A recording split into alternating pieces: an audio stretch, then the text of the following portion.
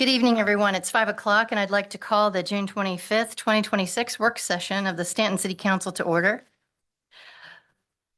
First, I'd like to welcome Ms. Amanda DeMayo to the dais tonight as the Deputy City Manager. She's sitting in for Ms. Beauregard, who is out for a few days. So welcome, Ms. DeMayo. And our first item on the agenda is the consideration of the work session and regular meeting agendas. Would a member of council like to make a motion to approve those agendas? I'll do it, Madam Mayor. Yes. I move to approve the work session and regular meeting agendas as presented. Thank you, Councilor Park. Is there a second? I'll second. Thank you. Any discussion? Not at all. Mr. Blair, would you please call the roll? Yes. Ms. Park, Aye. Mr. Overholzer, Aye. Mr. Campbell, Aye. Mr. Shepherd, Aye. Mayor Edwards. Aye. Motion carries. Thank you. All righty, item 2. This evening, we have an update on the City Council Strategic Environmental Initiatives. Mr. Mayo? Yes, thank you. Josh Knight will handle this one for us.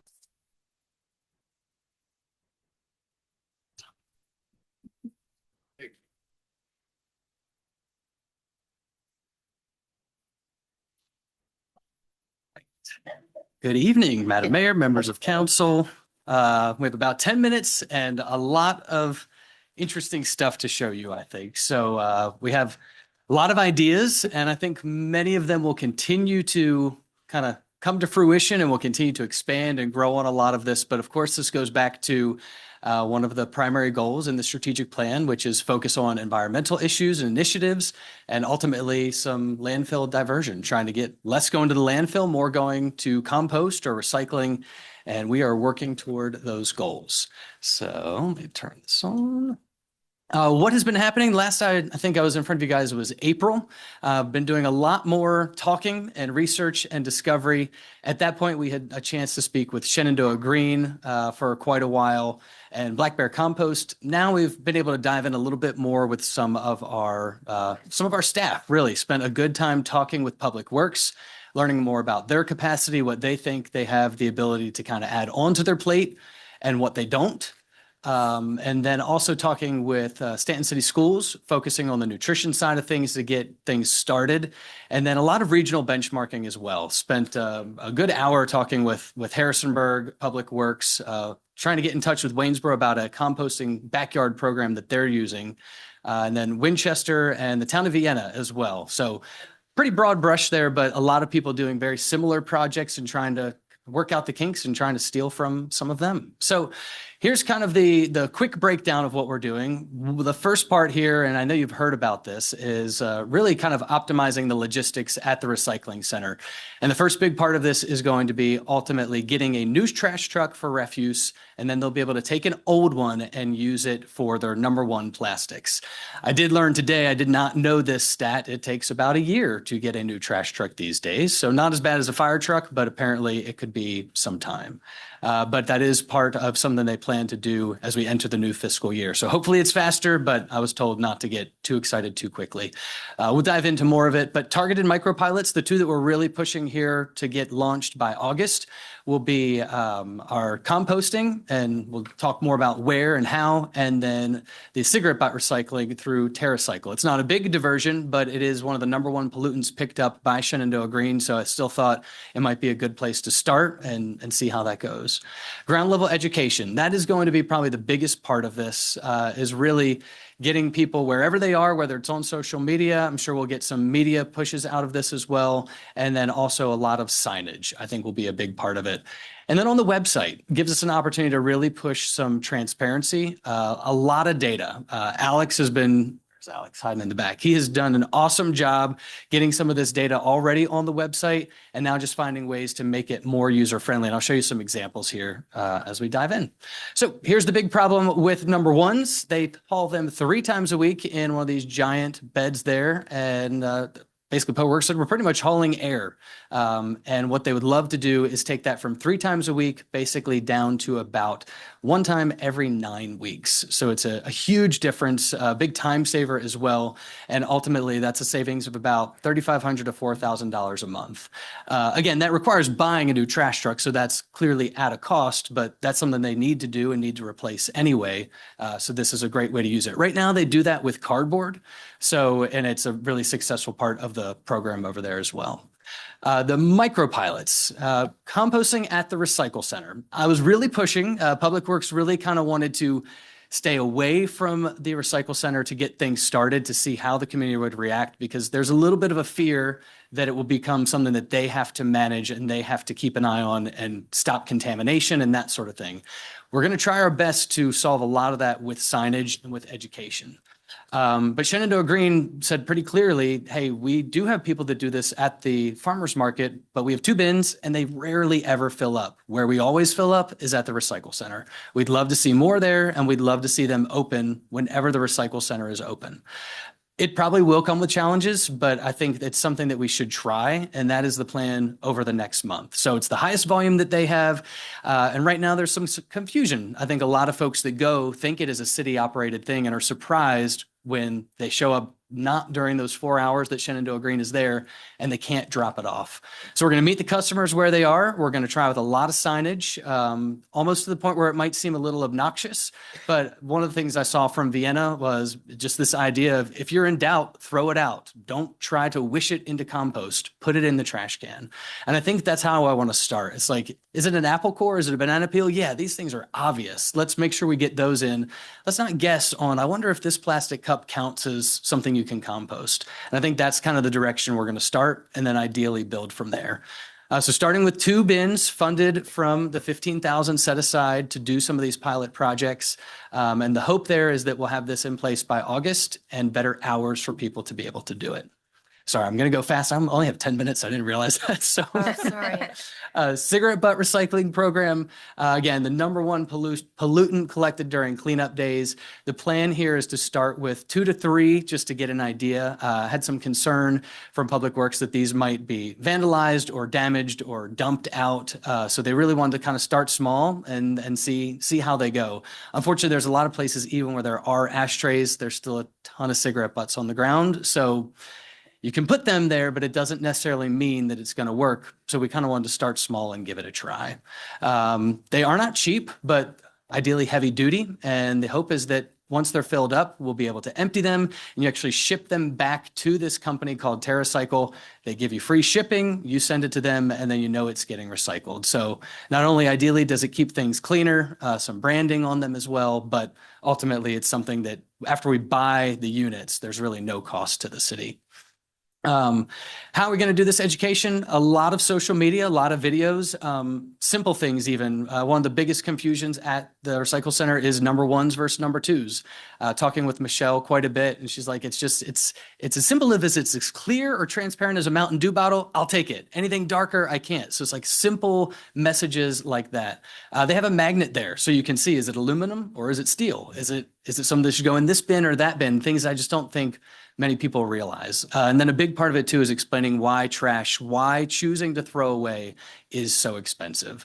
And there's a lot of ground we can cover there. Want to do some direct to resident, but I do want to be careful. I'm really kind of shying away from flyers or pamphlets or postcards. If this idea is to reduce trash, the last thing I want to do is send something to people that they're going to throw away. So utilizing QR codes on water bills and things that are already going to people's houses, possibly an insert in a water bill. So it's something that, again, is already on the way there. But a lot of that is something that we kind of still have to develop and build out. Magnets and stickers to people doing their part. Have some ideas about how we could make that fun for people to show off that, hey, they're recycling, they're composting, and then maybe magnets that could stay at people's houses on the kitchen, on the refrigerator. A lot of signage on site, so that is going to be a big one here, really kind of explaining what's happening. And then the interactive web tools. The Waste Wizard is live, so that is a place where people can search and see if it's something that we recycle. Just today, Alex was adding in little thumbnails for a lot of the things to make it a little bit more clear. So the dashboard, and I'm sorry, I'm just about over time already, Fine. web-based tonnage tracker. We'll dive into this a lot more, but this is already now on the webpage. We actually just made it a little bit nicer, a little bit simpler, I think, even right before coming downstairs. And then another one that Public Works thought would be cool, and I totally agree, is this idea of a scoreboard at the gate. We're looking at about a 2 by 3 foot sign with interchangeable numbers to show what we did last month, what the impact was. And really, the idea is just to kind of rally people around this. I don't think it's going to be easy to tell everybody, we want you to throw away less, we want you to recycle more. But if we can show them, I think, some metrics, I think that can go a long way. So let's dive into this. What are we tracking? These are all the categories that come from the Augusta landfill. I'm not going to read every one of them, but you can see there are a lot there. Some of these do not pertain to us. Over the last year, no biosolids, no dirt, crushed concrete. We don't have commercial hauled household because, of course, the city does it. And then Highland clearing is trash coming from Highland County. So removing those, we wanted to focus on total landfilled as one of our markers. Some of those things I don't know that we as the city, or at least during this phase, have a lot of levers to really work on. Commercial waste being one of those, industrial waste, tires, construction, demo debris. If there's a big project, there's going to be a lot of material that goes in. And me asking our residents to throw away less and recycle more isn't going to help with that. But I still think it's an important one for us to track. So we've broken it down here. When you're on the site, you'll see these 3 tabs at the top. Total landfilled is one of them. And then what we're calling city and resident waste. And that's because this also includes schools. It includes our city facilities. And it includes everything hauled by our refuse workers, along with people who take their trash to the landfill themselves. So we thought this might be a good way to kind of break down really where our residents in our community probably have the most power to really affect change. So you can see there we have 24, 25, and 26 to date. We're waiting for the May numbers to come in.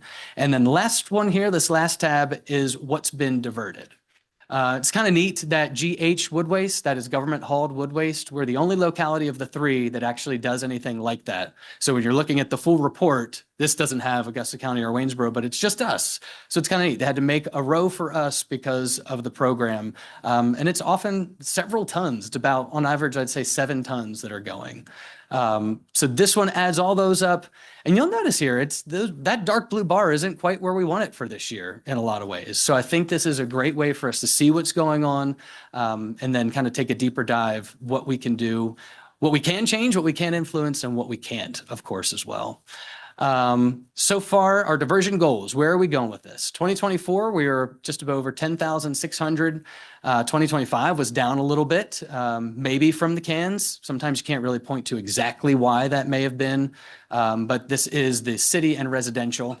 And our goal, we're not wanted a stretch goal, but didn't really want to overstretch. So the plan here is to shoot for 5% reduction, considering we were able to do 3.6% with the new trash cans, assuming that's part of it, over the next 12 months. And again, that is focusing on the residential and city trash.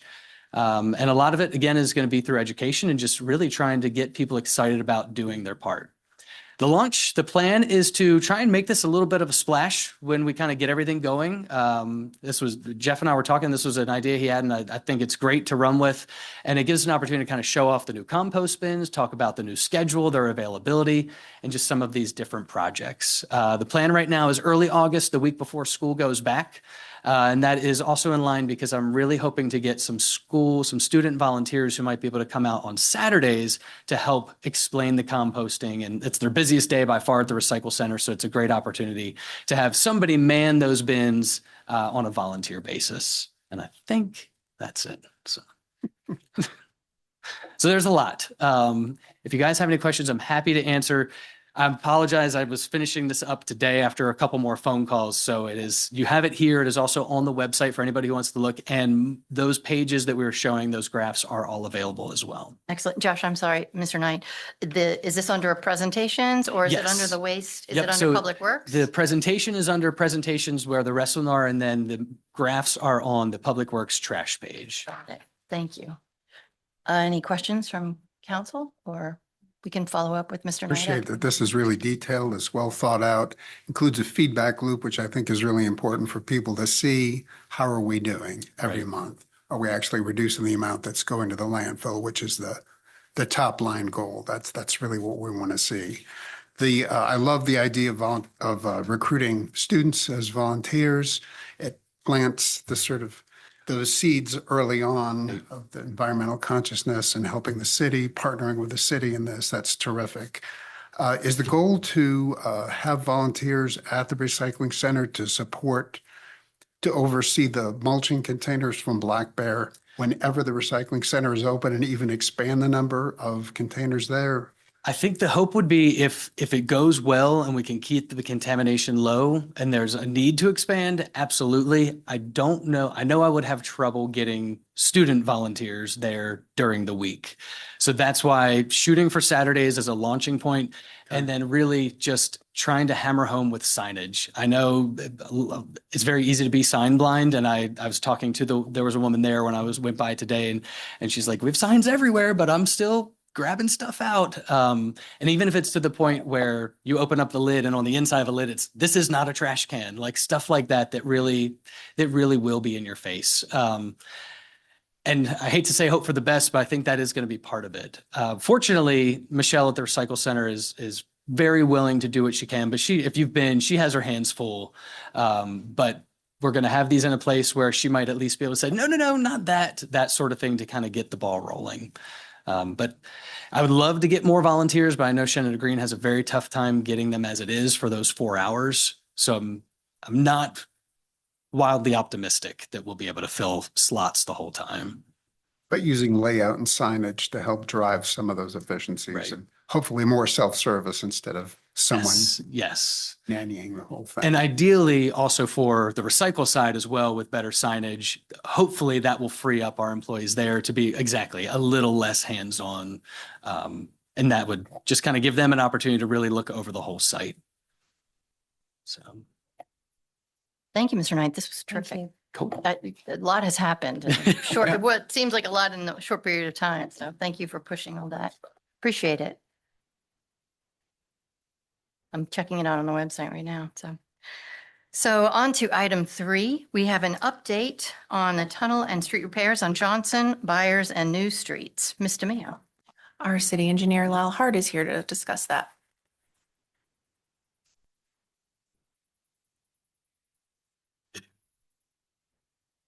Good evening, Mr. Hart. Good evening, Madam Mayor and Council. Well, I believe the last time I was here for an update was, I believe it was in January. So in case you hadn't noticed, there is a construction site out there. So I wanted to give an update on the downtown tunnel and street repairs. Of course, you guys have seen this before, but just the overview of the work areas of the 2 replacements, the full section replacements at Byers and Johnson Streets, and also the partial replacement at New Street. Just as an updated timeline, we got underway with shovels in the ground or bearing through pavement anyway at the Byers Street work back in February. And so the big news to talk about tonight really is moving forward with the work to begin on New Street this month, really next week, and then anticipated work to begin on Johnson Street as early as August. So this is what it currently looks like as far as the construction footprint at the Byers Street work, where all of the eastern side of the wharf is closed off for construction, as well as that north-south section of Byers Street, which of course means a temporary reduction of on-street parking at Byers Street. Want to maintain access to all the properties through this. Again, this has been how it has been for about the past 4 months since construction started in February. As far as the work that has been accomplished, the sewer line relocation and consequent pump around was completed in April. The removal of the existing tunnel structure that's being replaced there at Byers Street, that includes the walls and the ceiling, has been completed. And so here, the photo on the right, you can see this photo was taken today, what it looks like with those 2, it looks like kind of concrete channels. Those are the stem walls, and that's on top of the concrete foundation that's down below the creek bed. And so those stem walls is what will receive the precast concrete sections that will be delivered later. And so those are currently being prepared offsite. And this Answer a excerpt's question from the- about that last photo. Sure. It it looks as if it may extend right into the parking lot, may not just be the breadth of the road there. Is that right? Am I misperceiving that? So as far, this is looking downstream, but I think your question is regarding how, is it just purely the Byers Street replacement, or does it extend into the parking lot any? Is that? Right, is the repaired portion of the tunnel actually extend? Yeah, is the diagram on the previous slide, is that an accurate representation of, it just seems like we're providing almost twice the width of the roadway for the structure. Oh, I see. So it does extend further than the roadway. And the reason we did that is when we were inspecting the section that needed to be repaired, the logical transition point was a little bit further back. We still don't know what's going to happen with the wharf and with the geometry of the tunnel there. I don't think I have a picture of it here, but where there's a kind of a change, a transition in the tunnel cross section. That's where they brought the repair to, and that's also where they could safely say, okay, this is a good. We know we've covered the area that's in need of immediate repair, and so that's why that extension length was chosen.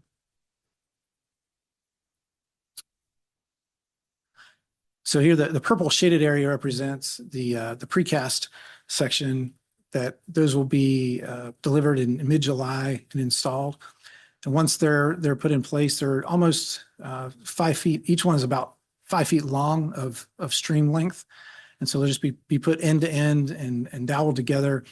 And then once they're in place, it'll be tied into the existing tunnel structure on the upstream end, and then backfilled, and then all the surface restorations made, including the guardrail at the edge and some ornamental fencing along the stream bank downstream of the tunnel replacement. So the completion of Byers Street is anticipated for August, which is slightly ahead of schedule from the contractor's initial schedule. So that's always good news when things get a little ahead of schedule. And so that leads us to the new street work. And that's also going to begin sooner than initially planned. The contractor had initially planned to do the new street work concurrently with the work areas. As we'll talk about later, we can't do Byers and Johnson Street at the same time, but New Street is far enough away, and it's not quite as impactful that they can work on that. And so they're planning on starting next week there. They had better weather than I don't want to say than they hoped for, but better weather than they planned anyway through the winter and springtime. And they've had good progress at Byers, and so they want to go ahead and mobilize a crew there at New Street next week. And so Byers Street will continue to go on with work while they're at New Street. And then when Byers Street is done, they'll start on Johnson Street and finish up New Street after Johnson Street starts. And with making the shift, it just helps them make most the favorable weather now, reduces chances of getting behind next winter just because they don't know what the weather holds. So here is the work, kind of overview of the work on New Street. It's not the full replacement like Byers and Johnson Street have. It's just a replacement of the downstreammost portion or easternmost portion of the bridge deck or tunnel ceiling there, kind of shown in the orange shading. But they're not replacing the tunnel walls. And they're also will be doing some repair in place of the ceiling under the street as needed. And they don't know the full extent of that until the one section is removed, and the structural engineer will come back to look at that. And then also there's some utility line replacement, including the city's water line, which currently is suspended below the those concrete beams there. And so that's not good for the health of that water line. It's an old cast iron line, and also not good for the hydraulics of stream flow when it gets really high. So that'll be relocated with a new ductile iron line and be nestled in between the concrete beams and suspended in between those. But with the new street work, there will be some traffic and parking impacts. Not a whole lot of impacts to the vehicular traffic. It will continue to be allowed on that section of New Street. It's already one way, but there will be some parking impacts, including blocking off of the on-street parking that's there on New Street. Of course, 4 of those 11 spaces are already currently closed, but also up to 20 spaces of the western portion of the RMA lot. And that's to provide the staging area. And of course, there is additional parking available in the New Street garage across the street. And this shows in green that the impacted parking areas. Since the green area in the RMA lot does have some accessible parking spots, there will be a couple designated temporarily in the section to the east that will remain open. And this shows where the vehicles will be able to go through while the kind of orangish section there is in the construction zone and being repaired.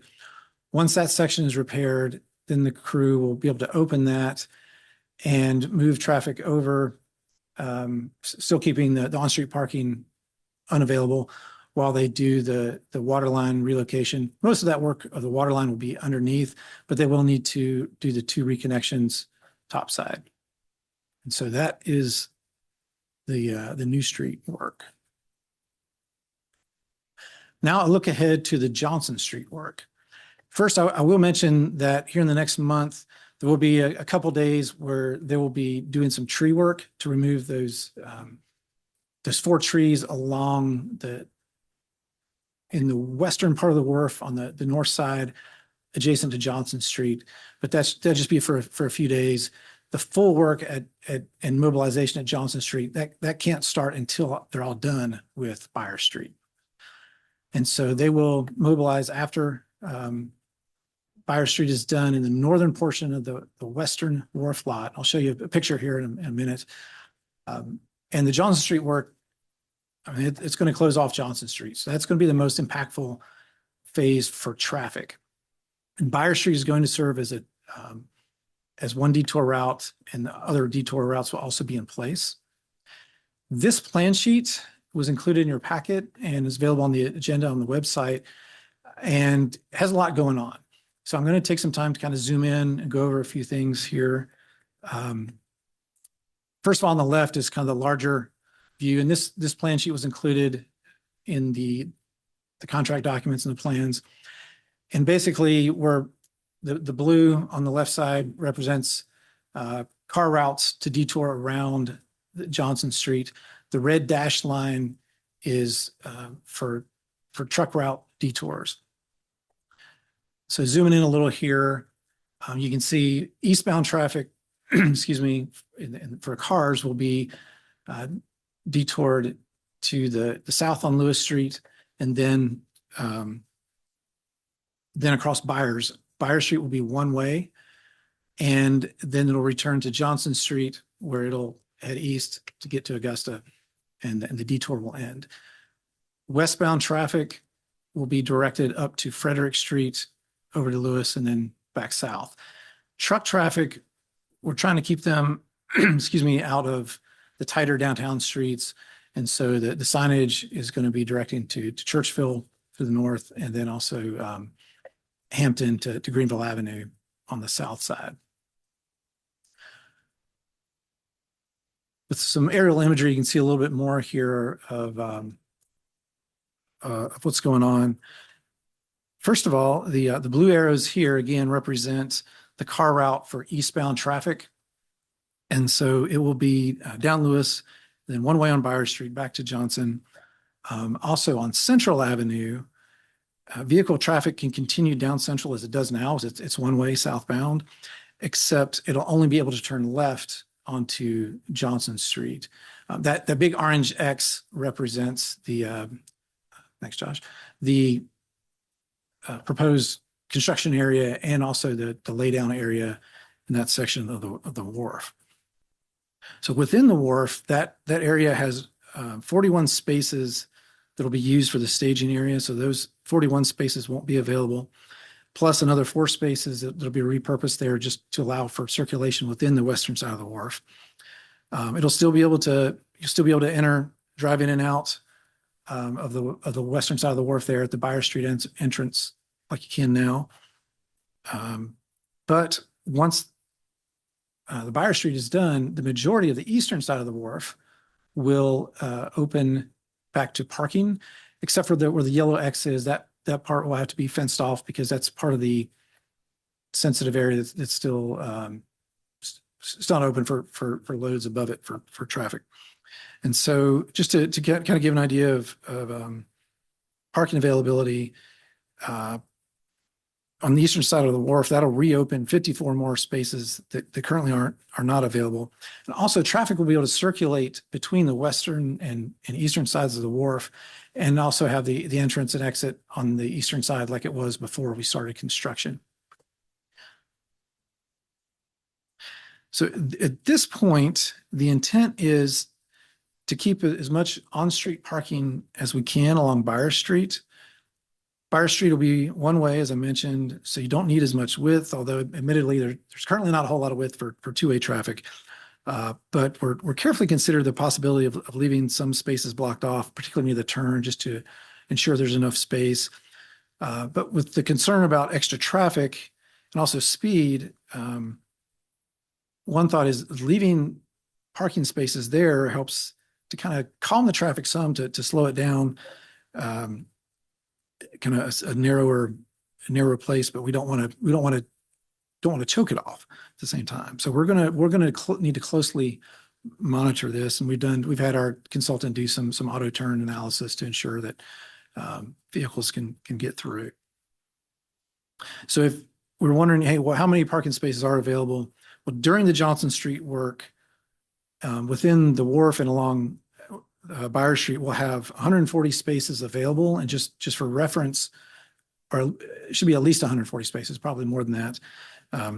But for reference, currently there are 115 available right now, so it'll be more than are currently available. And the parking will remain free in the wharf and the Johnson Street garage during the construction process. I also want to mention there, of course, the blue signs with the white P for parking are shown. The parking lot at the southwest corner of Johnson and Augusta intersection is available. This is the formerly reserved for county courthouse parking, and so the city owns that lot. We'll have signage to direct motorists to parking areas, particularly the westbound traffic at Johnson and Augusta. If you're heading west on Johnson Street and you come to the light at Augusta, there'll be that you see an orange barricade, and so you'll be able to see parking ahead, but you might be wondering, well, how do I get there? So there'll be some signage to direct folks to kind of go around to get to it, whether it be at the wharf or at the Johnson Street parking garage where they might choose, or the other lot there at the corner across from the courthouse. Of course, the Johnson Street parking garage will still be available and free, and that will be accessible from Lewis Street from the west. And it'll be that entrance will be right up next to basically the construction fence, so they'll need to leave access to that. Now, pedestrian access on this diagram, the green dashes show the pedestrian access.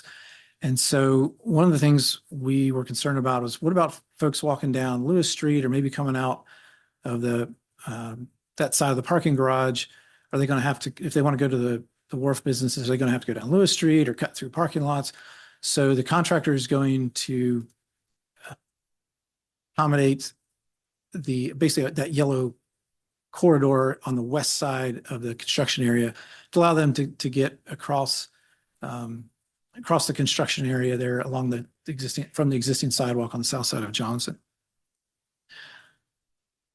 Also, they will provide barricades as shown with the orange lines there at the intersection of Central and Johnson. And that'll create a corridor for pedestrian traffic to go safely across Central, to go from the sidewalk coming down beside the parking garage in between the barricades and the construction fence to get to the wharf. And we'll still encourage pedestrians to have access down the middle of the wharf, as shown with the green dashes there underneath the trees and the lights. And I will mention for a time, there will be some pump around equipment just off the top of the screen along the edge of Central Avenue. We'll take up a few parking spaces there. That'll be for when the sewer line relocation is being done. So a lot to consider. Want to just kind of review the work that's being done at Johnson Street. First of all, of course, they'll set up the traffic control and construction fence.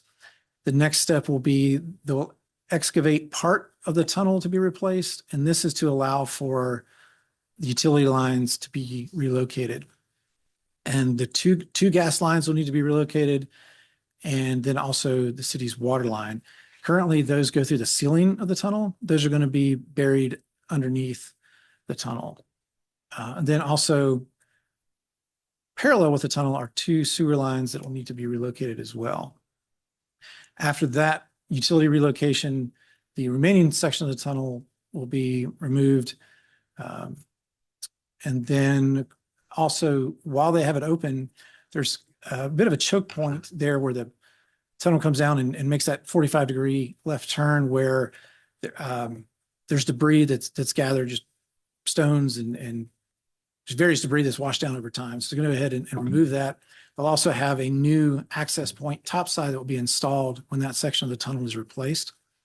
And then they'll, similar to the structural process at Fire Street, they'll have the tunnel rebuilt. So, and the storm drains reconnected. And then finally, the surface restoration work continue, or we'll finish it up. So here's just kind of a snapshot. Fire Street work started in February, continuing through August. New Street to start next week into the fall. And then Johnson Street to start as soon as Byers is over into next spring. As I mentioned, a lot of factors to consider. I've already talked some about the detours. You need to have a solid detour plan. In addition to just thinking about traffic, vehicular, pedestrian traffic, we need to think about different stakeholders and how do we get the word out. We need to make sure that folks have a way around the closures, can access parking near the closure areas. Truck traffic will be routed to streets and accommodate their larger sizes and turning movements. We also are coordinating with our partners, including the Bright system, first responders, school system, also ensuring that Google Maps, Waze, and other map applications are updated with closure and detour information, and just trying to get that word out. Also with communication is wayfinding and signage. It's critical to have in place effective methods to not only direct detours, but also direct those visiting downtown. Must be clear about parking or foot traffic and access, and so that businesses in and around the affected areas can remain open and be visibly open. I'll mention an internal wayfinding and signs committee has been put in place to help guide action around improving the wayfinding and signage during construction. I think it'll have a residual effect even after construction that'll help folks know what's downtown and what's near the wharf. Of course, the pedestrian access I've already talked about. The goal is for the wharf to be an inviting place for pedestrians and for folks to be able to travel there safely and to limit confusion as much as possible when accessing the wharf businesses and the New Street businesses by foot. Also feedback from and support of businesses. City continues to host monthly stakeholder meetings with wharf businesses and property owners. This began this past spring, and they're for sharing updates on upcoming repairs and changes to the wharf area, discussing concerns raised by these stakeholders. And they continue to be valuable feedback for us and for the city, and also to get the word out to the different folks that come. And then the communication plan, of course, first we have the website, which Josh has been doing a great job of keeping up with what's going on, and maybe sneaking down for a few photos every now and then, and really appreciate him doing that. That city, we want to remain transparent and keep ongoing communication with what's going on. We'll have, updates, particularly going into each project phase, and get that out to local media and share it on our social media channels. And here again is a brief synopsis of the webpage and the link there. Normally, I like to have kind of nice, pretty pictures at the end of the presentation, which these are not. But they're a reminder of why we're doing this. A saggy concrete ceiling and depleted steel beam is not what we want as part of our infrastructure. And so this will replace that. And well, maybe not the project I would have chosen to be involved with a few years ago. It certainly beats the alternative. And so we really appreciate you guys' patience and everybody, especially in the downtown area and folks traveling through during this process. So are there any questions? Thank you, Mr. Hart. That very, very detailed presentation. I thank you for all the work. It's exciting that it's ahead of schedule. We're already about 7 minutes over for this presentation. So if there are any quick questions from council, Very quick. for Mr. Hart, we do have another presentation. Yes, Councilor Shepherd. I just wanted to clarify two quick things. So there's going to be a significant amount of traffic going through Buyer Street.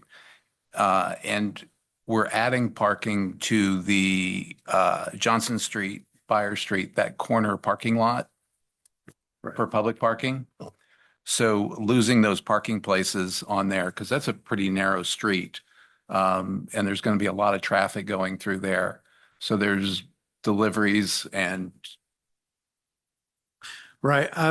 Currently, well, I should say currently, but before the construction, or before we shut it, Buyer Street down a year ago, it was a two-way street. Granted, it didn't have the level of obviously traffic that we anticipated it having when Johnson Street is shut down. That's something we're going to monitor very closely and probably need to have some spaces still available. But again, if leaving it open, I think I believe it's like a 15-foot width there. If there's parking spaces there, which is adequate for a lane. If we're concerned if we open it up too much, it actually might encourage more speeding through there.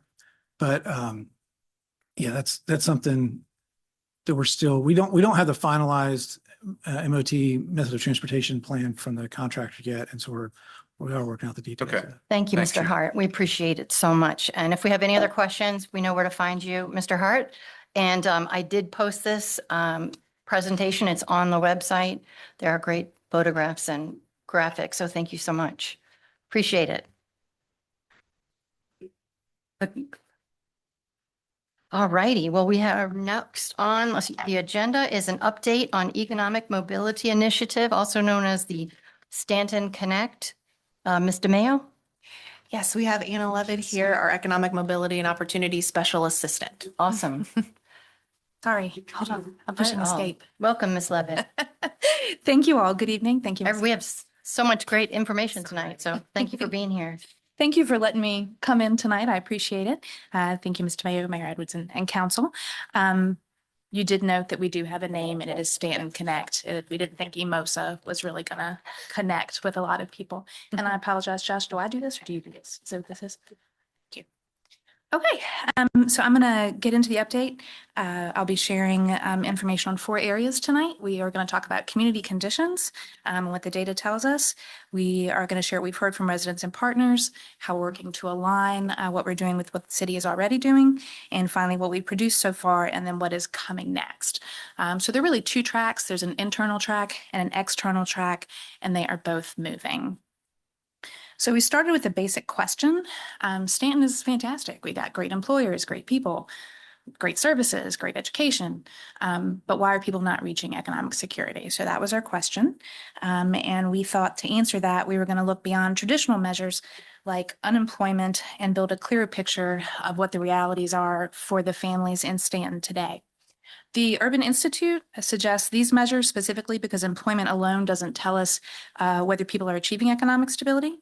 The wage to cost ratio tells us whether local jobs pay enough to support a family, and then debt and collections will tell us whether households are falling behind financially. In Staunton, the average job pays about 52 cents for every dollar. A family of 3 needs to cover basic expenses. Wages don't keep up with costs. Families often rely on debt to bridge that gap. That's why these measures are important to look at together. One tells us whether people can earn enough, and the other tells us what happens when they don't. Together, they help us understand whether residents are working or whether that work is creating a pathway to stability and upward mobility. Housing is one place where we can see that very well, or that challenge. For medium income household, renting is just barely affordable, and we're looking at that 30% affordability line.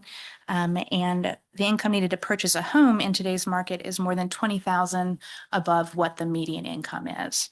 And just about everything I'm talking about is based on medians. So we're aware that's not everybody, but those are the data that we have. Data also tells us that place matters. Within the same city, households in Census Tract 2 earn roughly 47,000 less per year than households in Census Tract 5. Poverty rates are obviously significantly higher and college attainment is lower. At the same time, we know that 94% of Staunton adults have a high school diploma, and that is an opportunity as well as a challenge. That means those folks have an educational foundation in place and just need to maybe think about next steps to a credential or another move. So it's not just a challenge and opportunity, and it is really not just about problems. We also have some advantages. We have some real strengths. We lead our peer communities and civic associations per capita. We have one of the lowest transportation costs from the peer set, and we have really strong voter participation. Those things matter because civic infrastructure is exactly what this model is going to depend on. We already have many of the relationships and institutions in place to build those solutions. So before I go further, I do want you to know this wasn't just me. We were listening to a lot of different folks. Our internal planning team includes communications, transportation, economic development, community development, and housing. And that structure was intentional. The tools and frameworks we've been developing have been informed directly by people in the community who do this work every day. So to build this foundation, we did a lot of listening and analysis. We conducted more than 30 conversations with residents, service providers, employers, and community leaders, and that work continues.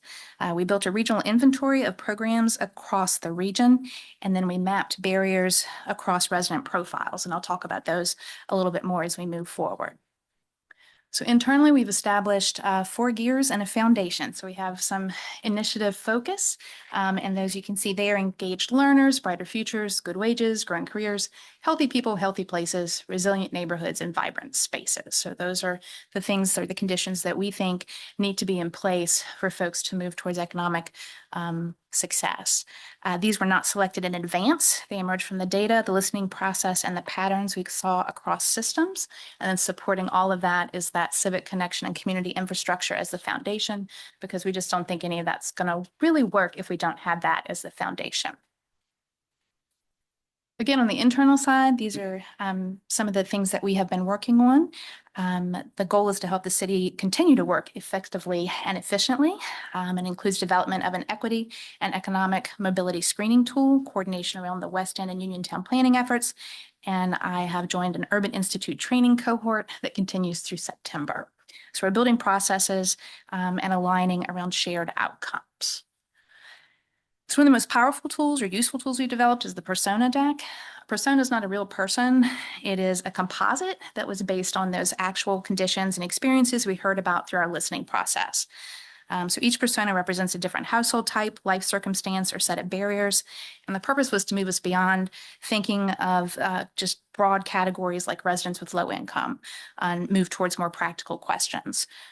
So what we were asking is, will this service work for a single parent? Will it work for a single parent without a car? Will it work for a recent high school graduate?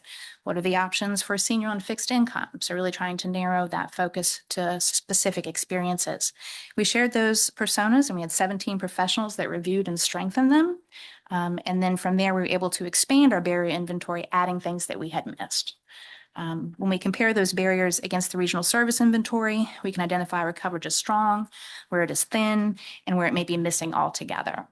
And then that gap analysis became the foundation for our internal team discussions, which is how we got to our gears. We have three tools that we have built during this phase. The first is the civic participation analysis.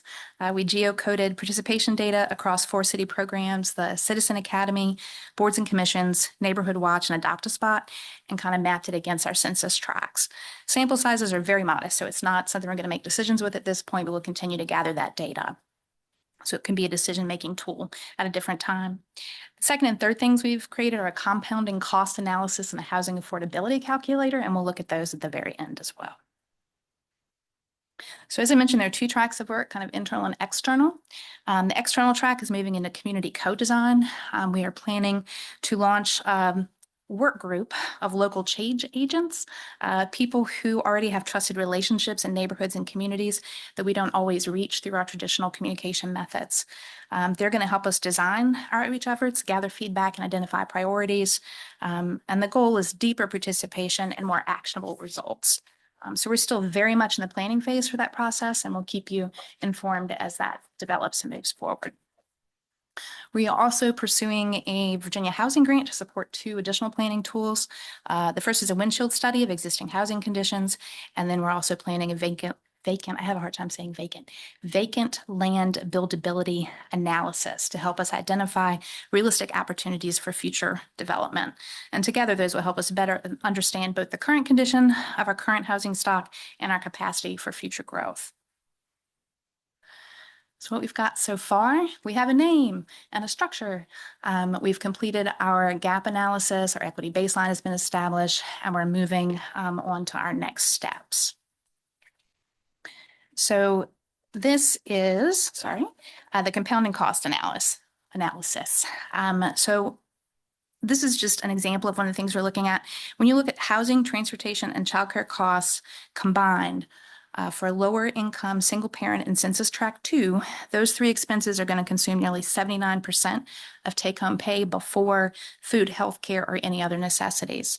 What surprised me is that this isn't just a story about folks at the low income levels. It is also a problem for moderate income households, middle income households, and seniors as well. So the burden crosses income levels and census tracts. We did look at the healthcare only for the senior because we could get meeting information to use for that based on their age. And then this is our housing calculator. It's hard to define what affordable housing is. We're trying to define that for each person. Looking in at that 30% level, we don't want folks to be paying more than 30% of their income for their housing. That's considered a burden. So this will allow you to enter the house price or the rent amount that you're thinking about. And you can, of course, go in and change the utilities or whatever it is if you know those exact figures, just to give you an idea of what the income would be to afford comfortably that apartment or that home. Referencing again that our median household income is roughly $65,000. To buy a $300,000 home, you're going to need about $97,000 in household income. So there's a disconnect there. People are perhaps staying in rental situations not because they don't want to purchase a home, but because that math just doesn't work for them. And then what we're going to be doing as we move ahead, this helps visualize where opportunity challenges are kind of concentrated. The shaded areas are census tracts 1 and 2. And in those census tracts, we have more than half of households at low to moderate income. When you look at our CDBG map, which is Rebecca's housing map, she's looking at block level, which is a little smaller, and you'll see it go out a little bit further beyond just census block 1 and 2. It doesn't tell us everything, but it does help identify where investments and strategies may have some impact. And then this, I got pretty excited about this actually. These aren't fixed. Things can change. And we can see this data here. We can see how things have changed throughout the city in different census tracts. It doesn't tell us why, but it tells us that it's possible. And so that makes us feel like we can make that change.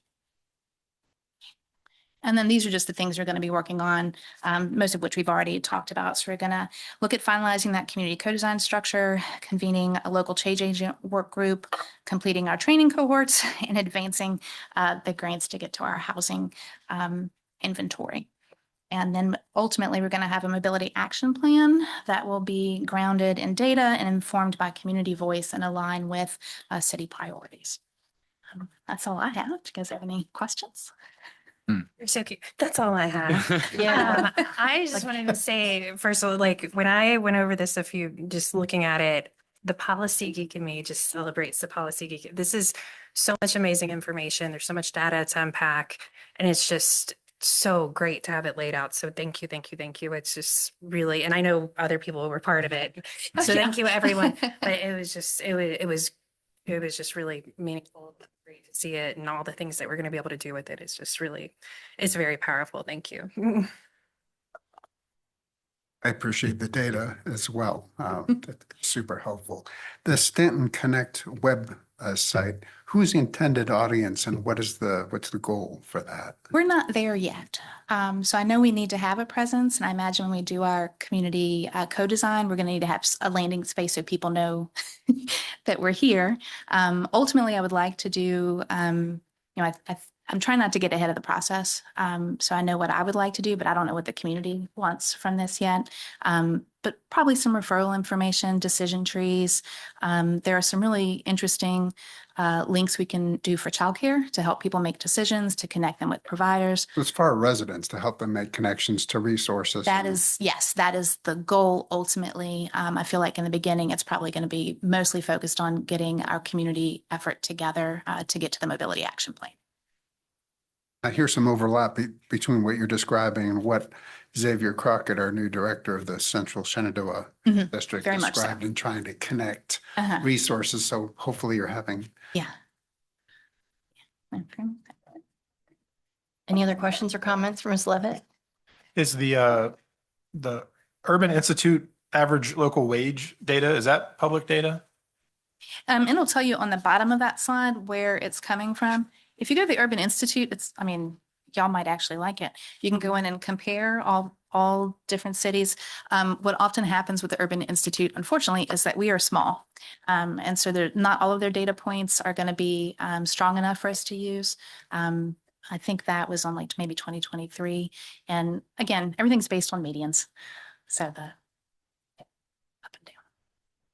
And sometimes when data is given for Stanton, it means the greater, sometimes it says Metropolitan Stanton District. Yeah, and I'm which trying is to the SAW not region, I guess. do that as Mhm. much as possible. There are Yeah. some things that we might need to look Mhm. at that broader Yeah. region. We can't get a lot of block level data. Mhm. We get some, but not a lot because it's just not reliable. And that's really the full extent of my data knowledge. Like when it says Mhm. the MOE is really high, I'm like, well, I guess we're not going to use that. So yeah, I just trust what the data tells me. Do we have a timeline yet on the windshield survey, identifying the dilapidated properties and the Yeah, potential we for- are working now to figure out what the parameters are going to be because we don't really need to do the entire city. So trying to figure out where we want to focus the efforts and what those cutoffs might be. We've looked at some, I think it's James City County did one, and they focused on houses that were valued at less than $200,000 and were built before 2000. So we've got to figure out what that looks like for us. The application opens up July 1 and will stay open for the whole year. So we will definitely move forward on that when we get more. All righty. Well, thank you very much, Ms. Thank Levitt. you. Thank you for everything you're doing in your office. Appreciate it. All righty. And this takes us to our final item of our work session, and it is for a closed meeting. Would a member of council like to make a motion to enter a closed meeting? Going once, Madam Mayor, going twice. Yes, Councilor Overholzer.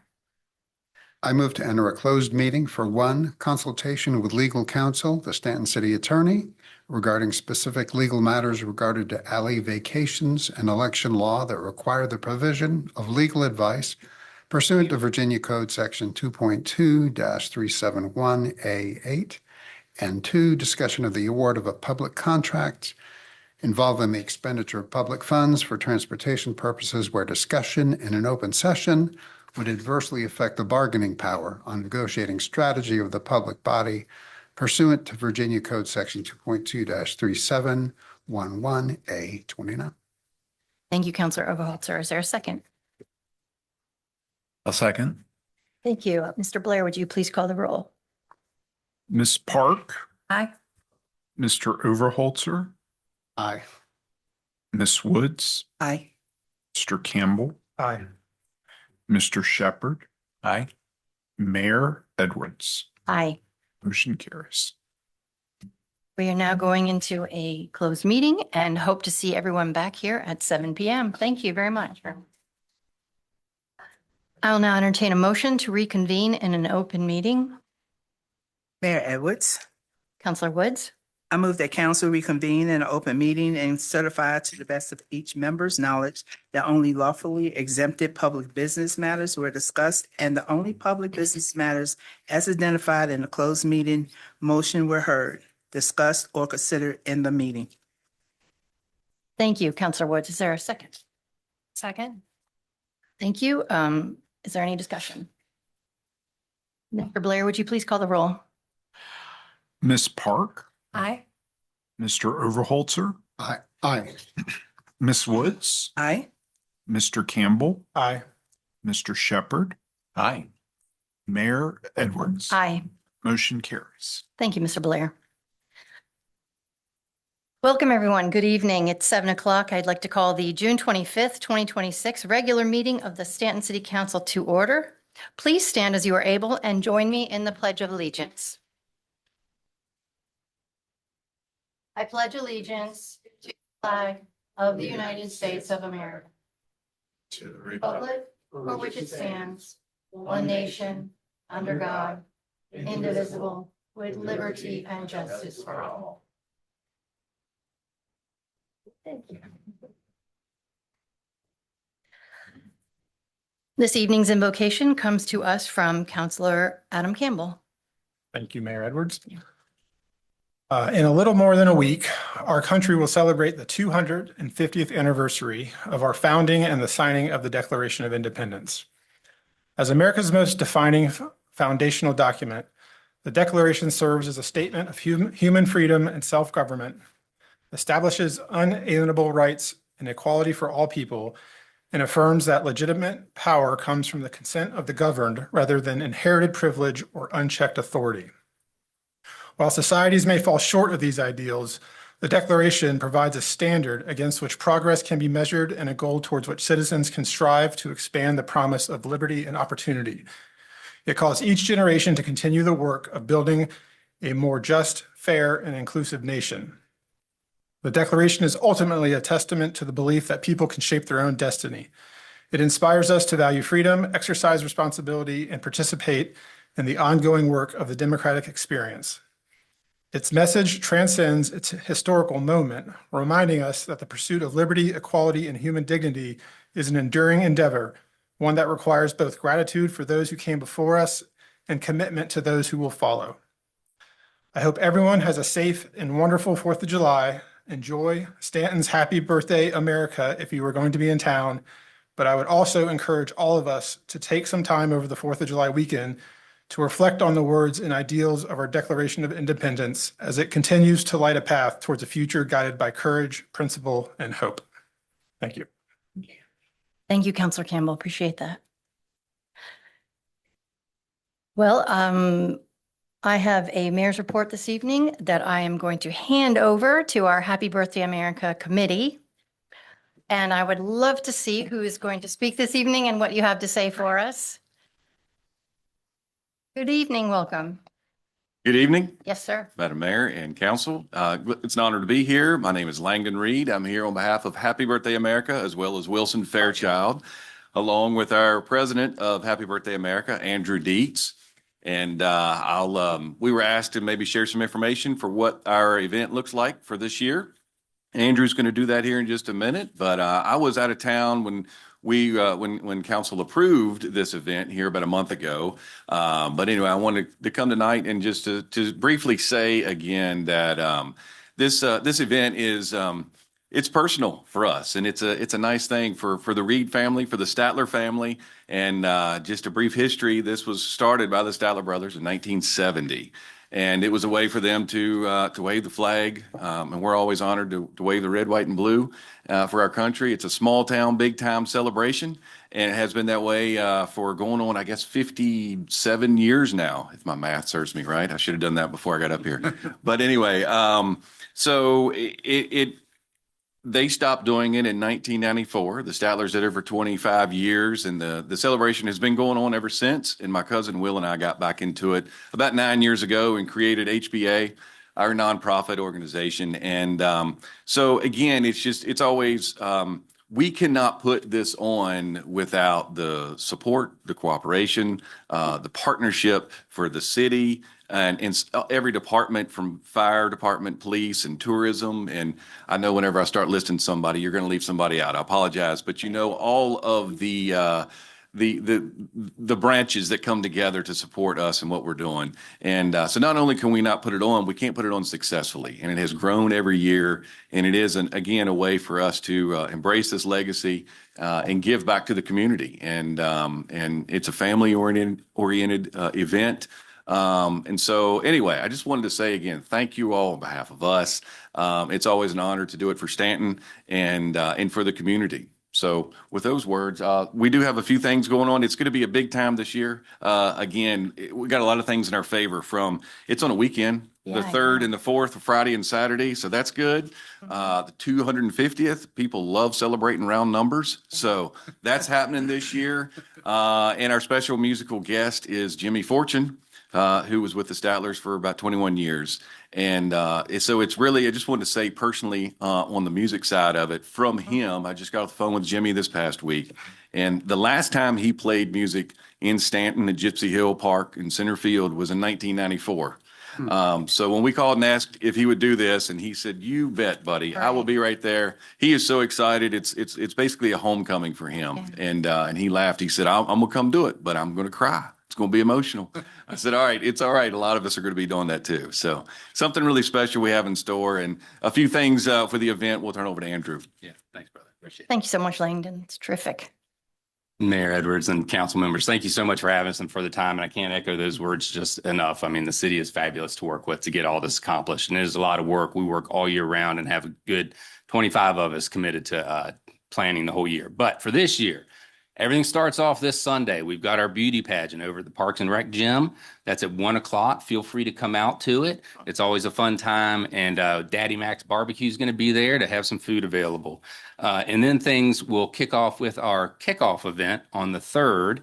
And that starts at 5:00. That's when the carnival opens, and they have armbands for $20. We've got Derek Almerode as our keynote speaker, Heaven's Mountain Band. And then we're really excited about having Red Camel Collective be our artist kind of featured that evening.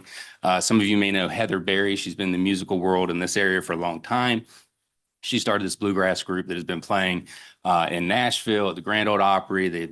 She's been nominated as the International Bluegrass Singer of the World for the year. Last year won it. Sorry. And they've been awarded a lot of accolades. So they're going to be with us on the kickoff event. And then Saturday, July 4th, everything kicks off with our chair dash, which some of you may remember. The chair dash, people would wait for days, nights, line the football field to get in and to put the chair, because it's a free event. All you had to do was bring your chair. And so we brought that tradition back, and it's always fun. We get there about 5:00. And there's already people that have been there all night or stayed there. A couple hundred people. It's always, and it's usually people that are bringing their kids or grandkids to experience what they did when they were younger. But that kicks everything off at 6. Then we've got the Firecracker 5K at 7:30. Last year, they broke a record by having over 400. This year, they're expecting over 500 participants in the race. So that's really exciting. Of course, parade lineup starts about 7:30, but the parade's going to start at 10:00. Now, we were trying really hard to have a refurbished World War II military plane fly over to kick off our parade this year. So word had gotten out a little bit because we had talked about it. We got a call this week that due to maintenance issues and pilot issues, that wasn't going to happen. But the parade's still going to be awesome. That's at 10:00. And then the main lot opens after the parade at noon. So again, the carnival and all the vendors. A couple new things that we have going on this year. First of all, we have the Verona Moose Lodge running bingo at the Parks and Rec building. So that's going to be a fun new activity. They've said they've had tons of interest in coming out to play bingo. So that'll be a good use of that space, another fun activity for people. We've also got Napa, who's one of our largest sponsor this year, who's sponsoring a free cornhole tournament. And that's going to be in the basketball court area. So it's free. Registration's at 1:00. They also have already got a ton of teams signed up, and they're going to give prizes out to winners and stuff. So there's a couple of new elements. We also have Valley Alliance for Education, a local nonprofit who's doing a dime pitch. We haven't had a dime pitch adding it in a long time. So anyway, we're real excited about having a dime pitch. We were excited about getting rid of some of our cups and plates and stuff. So anyway, so that's all noon, 1 o'clock. And then Stonewall Brigade Band plays at 2 o'clock. They've been great partners and put on a great patriotic show there at 2 o'clock at the bandstand. The other really cool thing that opens at 3 o'clock that's new this year is Liberty Lane. So we had this new idea. We had a committee work together to what can we do different for the 250? And one of the things they came up with was Liberty Lane. It's going to be about 10 different organizations or businesses that are going to provide educational opportunities for kids. So it's going to be in the ball field, kind of on left field side, and they're going to have tents and everything set up. And they're going to have little passports where they'll be able to, get stickers from the various vendors that are going to be there and have some educational opportunities for kids. So that's another one of our family-friendly activities that we're really excited about. That's going to be from 3 to 6. So before all the action really starts happening on the stage. That's Liberty Lane. And then at 4 o'clock, we've got the Rotary Duck Pluck. That was a lot of fun last year. They've been advertising a lot of fun around that this year, and people can win some money. Music starts at 3 o'clock with Prime. And then at 4:30, S.J. McDonald. She's also from Lexington, but she's another our artist touring around. And then Jack and Davis Reed at 6 p.m. We'll do announcements, and I believe Mayor Edwards, you might say a few words for us. Thank you so much. We Thank you for the appreciate it. invitation. Yes, I appreciate it. Absolutely. We appreciate you. And then we'll do our national anthem at 7:20. Wilson Fairchild will hit the stage at 7:30. Jimmy at around 8:15. We do our veteran salute, and then all the fireworks are going to go off around 10. Don't say right at 10 because, we got to have a little bit of a flex. And that's the event, and we are super excited about it. So we hope all you all come out, and we can take questions if you have it, but otherwise, that's what we want to share with you this evening. It sounds fantastic. It's always it's always the best 4th of July party in the country, as far as I'm concerned. Agreed. Thank Any you. que- And just any- one last yeah. pitch. No, Fingers absolutely, crossed Langdon. for no rain. Yeah, please. right. Yeah. We'll be out there anyway, even if it's raining. Yeah. Right. So, any other questions, comments for? Perfect. Well, thank you, gentlemen. Thank you, Angie, for coming out with these fellows. Appreciate you being here too. Got to give you props, even if they didn't.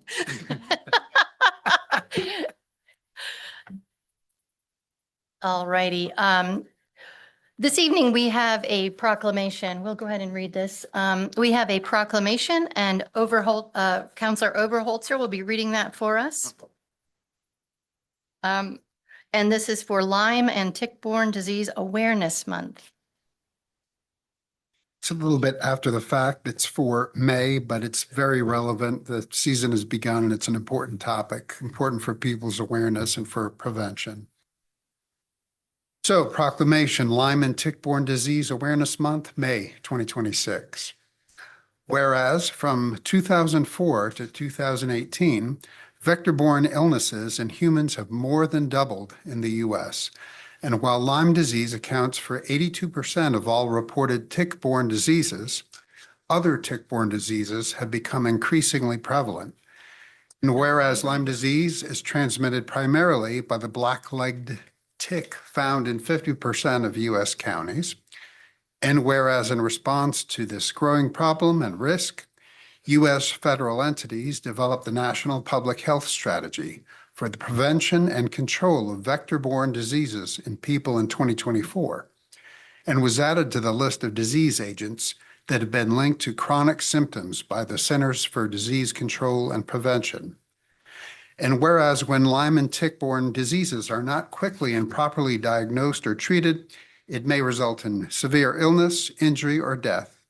And whereas while most tick-borne diseases can be treated successfully with a few weeks of antibiotics and taking steps to prevent bites can help prevent tick-borne diseases, every community has the responsibility to educate the public about the symptoms, importance of seeking prompt medical treatment, and how to prevent tick-borne diseases. And whereas the Virginia Department of Health coordinates various tick-borne disease activities, including surveillance, education, and outreach initiatives, and works to advance workforce development and training to sustain and strengthen tick-borne disease public health practices, enhance tick-borne disease surveillance capacity, and perform and evaluate educational outreach to healthcare providers, public health partners, policymakers, and the public.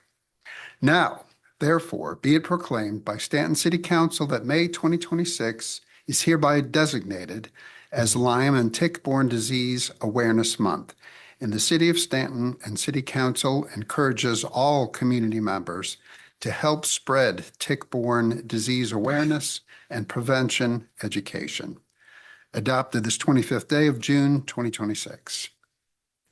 Thank you very much, Counselor Oberholzer. I appreciate that. I'll give that back to Morgan. There's no one here to pick it up. All right. Thank you all. Are there any other items from council, members of council? Appropriately, the Stanton Health Department has a sign on Augusta Street that says, don't pick up hitchhikers, check for ticks. It's true. Very good to be aware of. If there are no other items, oh, got Ms. Counselor Oberholzer. I think a number of us were at the Juneteenth celebration at Montgomery Hall Park on the 20th. It was the 10th anniversary of that celebration, a really terrific celebration with, I think, maybe record attendance, very significant attendance. There's a historical presentation by Nancy Sorrells. Does anybody want to add to that? I think Councilor Woods, Councilor Mayor Edwards, others.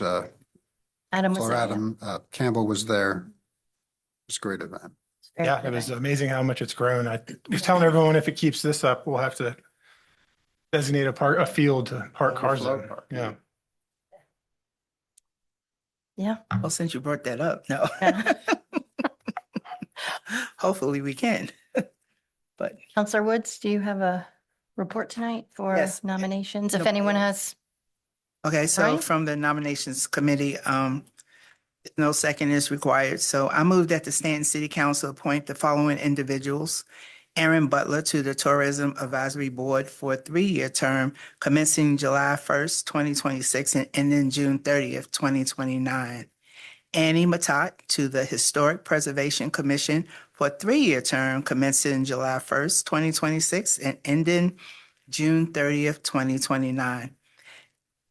Daphne Cox to the Diversity, Equity, and Inclusion Commission for a 3-year term commencing July 1st, 2026 and ending June 30th, 2029. Jen Chandler to the Valley Community Service Board for a 3-year term commencing July 1st, 2026 and ending June 30th, 2029. Stephen Claffey to the Board of Building Code Appeals for a 5-year term commencing July 1st, 2026 and ending June 30th, 2031. And Michelle Edwards to serve as the council liaison to the Stanton Downtown Development Association for a term commencing July 1st, 2026 and ending December 31st, 2026. thank you, Counselor Woods. Mr. Blair, is there any discussion? Mr. Blair, would you please call the roll? Ms. Woods, Aye. Mr. Shepherd, Aye. Mr. Campbell, Aye. Mr. Overholzer, Aye. Ms. Park, Aye. Mayor Edwards. Aye. Motion carries. Thank you very much. And thank you to the nominations committee for your work. Moving on to item A. Per procedure memorandum number 14, it is the policy of City Council to have routine, non-controversial items placed on a consent agenda. All items on the consent agenda will be voted on in one motion. If separate discussion of an item is requested by any member of council, it shall be removed and considered separately at the end of the regular meeting agenda. Do any members of council wish to remove any items to be placed at the end of the regular meeting for separate consideration? Hearing none, I will entertain a motion to approve the consent agenda. Madam Mayor, Yes. I move to approve the consent agenda as presented. Thank you, Councilor Oberholzer. Is there a second? I'll second. Excellent. No further discussion? Mr. Blair, would you please call the roll? Yes. Ms. Woods, Aye. Mr. Shepherd, Aye. Mr. Campbell, Mr. Overholzer, Aye. Ms. Park. Aye. Mayor Edwards. Aye. Motion carries. Thank you, Mr. Blair. Moving to item B, one of 4 public hearings. This is a consideration of a request by Alma Road LLC to vacate, discontinue, and abandon a portion of an unaccepted Anthony Street lying between 107 National Avenue and 111 National Avenue. Ms. DeMayo. Tim Hartless is here tonight for this item. Good evening, Mr. Heartless. Good Welcome. evening, Madam Mayor, members of the council. So it's a pleasure to be here tonight. This is a request by Alma Road LLC, which is the owner of Staunton Wrecking, to vacate a portion of unaccepted Anthony Street. This portion of unaccepted street lies between 107 National Avenue and Staunton Wrecking. Street was platted in Augusta County and was annexed into the city in 1986. No public right-of-way has ever been constructed in this portion of unaccepted street. And of course, the city has never accepted the portion of the street. Staff has reviewed the request, did not identify any issues. The unaccepted portion of the street does not serve as primary access to any property in the area. Vacation of the unaccepted street has no impact on usability of any other streets or alleys in the area. Planning Commission did hold a public hearing on this request at its May 21st meeting. During the public hearing, 4 persons spoke expressing concerns with the vacation, and the Planning Commission voted unanimously to recommend approval to you. I do have an exhibit here tonight which shows the portion of unaccepted street to be vacated. That portion of street is outlined in red. See, we've indicated in orange the portion of Anthony that does exist and has been accepted into the street system. The portion shown in green is unaccepted street, but it would remain open. It'll serve as access for the owners of 105 and 107 National Avenue to give them access to the rear of their properties. This is only the portion outlined in red that would be vacated here tonight. If you have any questions, I'm happy to answer those, or I can come back after the public hearing.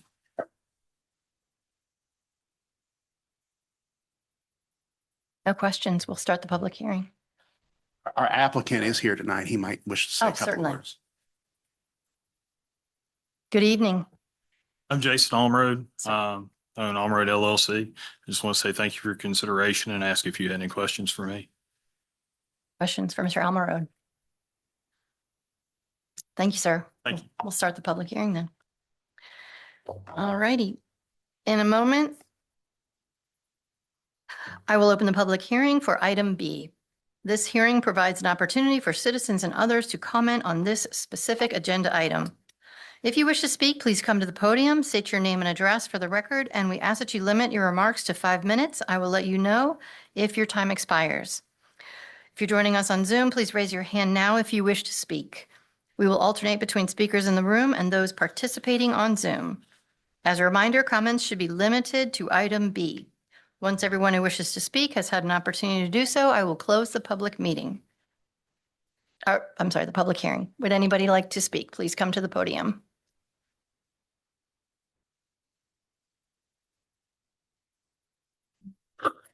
Aaron Barmer, American Quality Control Features and Comment Limited. Mr. Almarud, I can't see you. Mr. Almarud, I had a question. You're choosing to give up a portion of your property on your just below your south of your business. When did those talks, or when did that consideration begin? What led to the idea to get?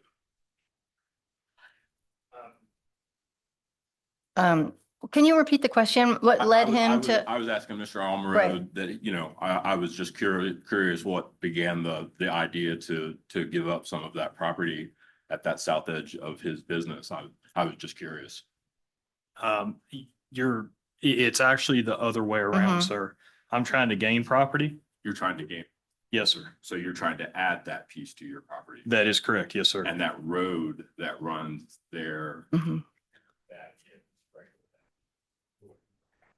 Correct. Yes, So sir. you're trying to have an access where I already have access. It's that that piece of property ends against my properties. I own 3 sides of that. but not that piece. Oh, correct, not that piece. Now I understand. Thank you very much. Yes, sir. Thank you, Mr. Barmer, Mr. Amarod. Do we have any hands raised? Or Knight? We have no hands raised. Would anybody else like to approach the podium to speak on item B? Okay, I will close the public hearing and discussion amongst council. Do you have any more questions for the applicant, for Mr. Hartless? If not, I will entertain a motion to approve the request.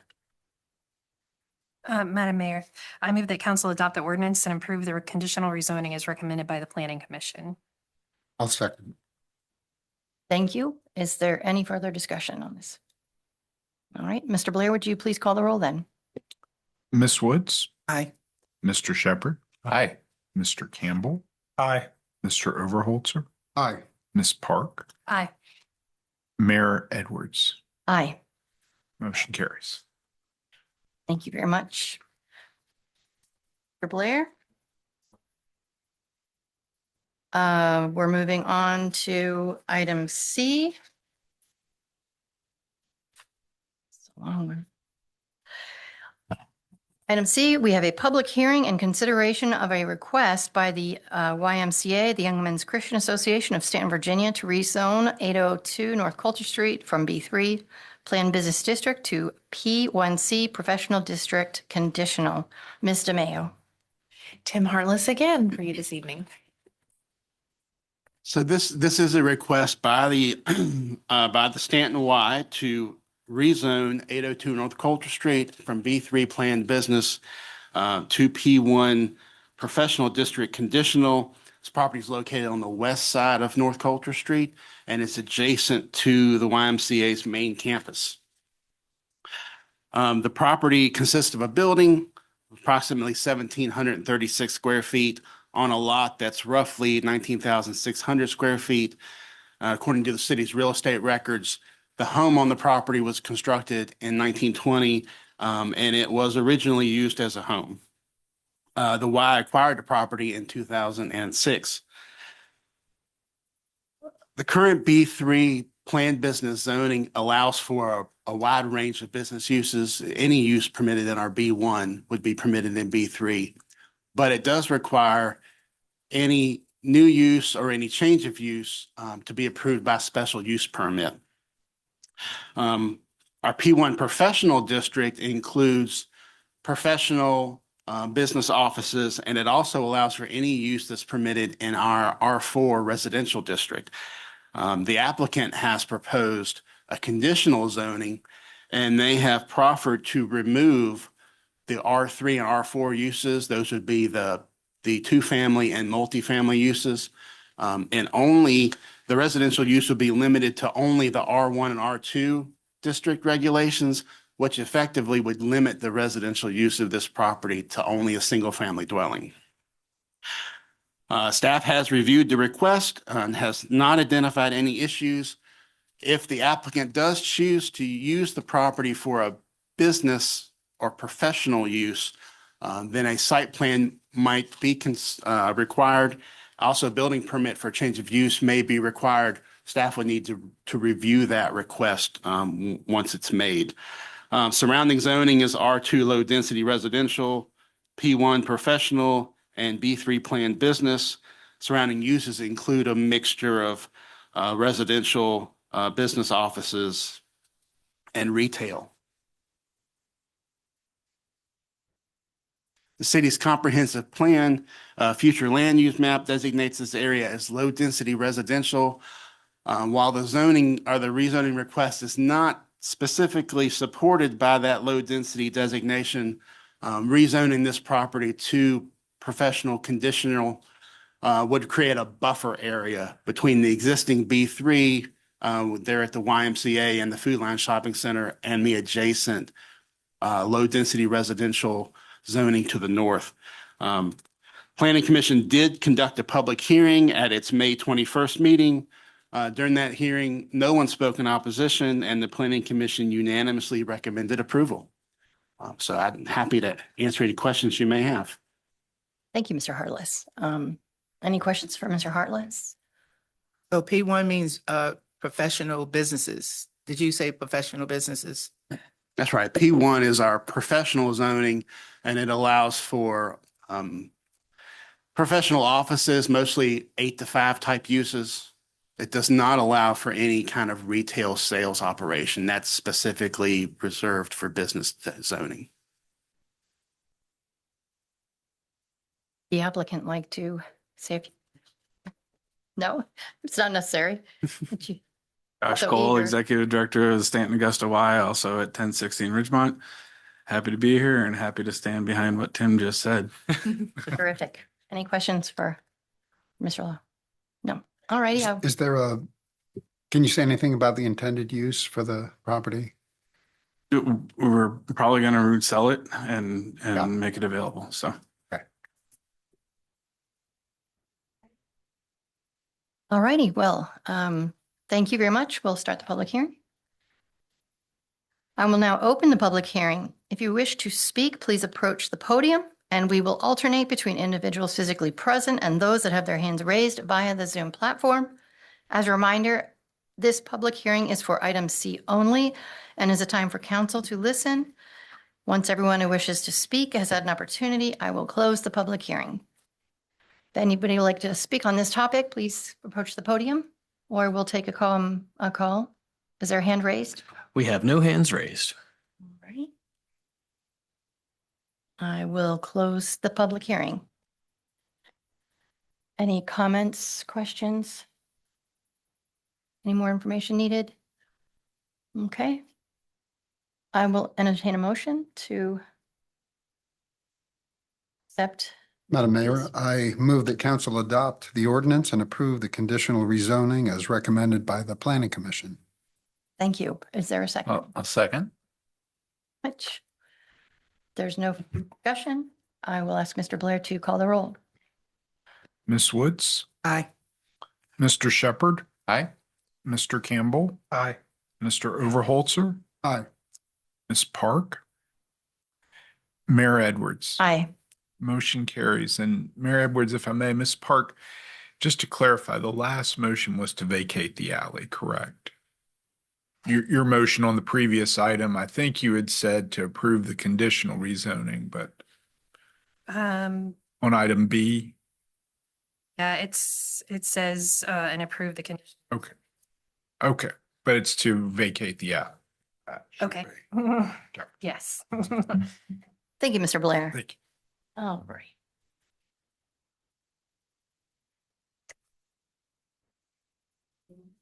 Item D? Yeah. Thank you. All righty. Item D is another public hearing and consideration of a request by the YMCA of Staunton, Virginia to amend section 18.20.030 use permitted on review of chapter 18.20 R1 low density residential district. And section 18.25.030 uses permitted on review of chapter 18.25 R2 low density residential district of title 18 zoning of the Staunton City Code to add private day nurseries and kindergartens. Ms. DeMayo? We would like to welcome back Tim Hartless. Good evening, Mr. Hartless. Thank you. This is a request by the Stanton Y to amend the city zoning code to allow for private day nurseries and kindergartens as a use permitted on review in our R1 and R2 zoning districts. Private daycares and kindergartens are better known as child daycares. Currently, we allow child daycares in the R3 and R4 zoning districts, but not in the R1 and R2. I would point out that a private day nursery or child daycare, as we're discussing it tonight, is a facility that serves 6 or more children. If a facility serves 5 or less children, that facility can already be permitted in any residential district with a home occupation permit. But this particular request only impacts those facilities that serve 6 or more children. In your briefing, we included a table which indicates where child daycares are currently permitted. In our R3 and R4 residential districts, they're permitted by special use permit. In our B1, B2, and B3 business districts, they're also permitted by special use permit. And in our P1 professional districts, they are permitted by right. So no special approvals are necessary in the professional zone. Staff has reviewed this request and does support the amendment. The special use permit process would allow us to look at each application based on its location. Some R1, R2 zoning districts are suitable for child daycares, others are not. But the special use permit process allows us to look at each request individually and also to establish any conditions that may be necessary to ensure compatibility with the surrounding areas.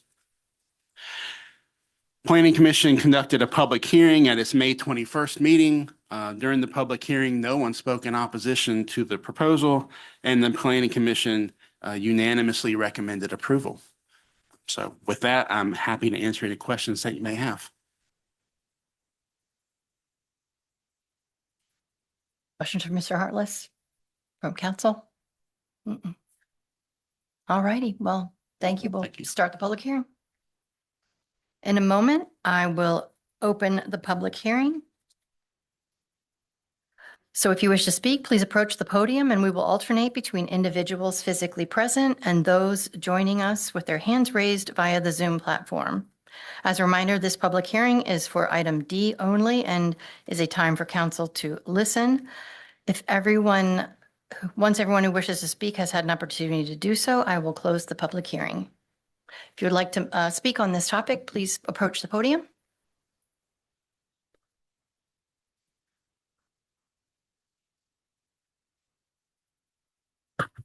Aaron Barmer, 202 East Beverly Street, apartment 204 East Beverly Street, apartment 202, Staunton, Virginia. I absolutely support whatever you got to do to make it easier for parents to have more accessible childcare as close to them and their support network as possible to make that affordable for them at every opportunity. If it's a special use permit, you got to make sure it's not just y'all approving that and the planning commission approving that. There's got to be some way that you have the housing commission looking at that with the pardon my disabled brain, but the disability committee has to be involved with that, looking at that at the same time to make sure that's also appropriate and that disabled parents and parents of disabled children and their support network is involved in making that decision so that appropriate is correctly defined. Thank you. Thank you, Mr. Barmer. Do we have any hands raised on Zoom? Madam Mayor, we have no hands raised. Ready? Would anyone else like to speak on this topic?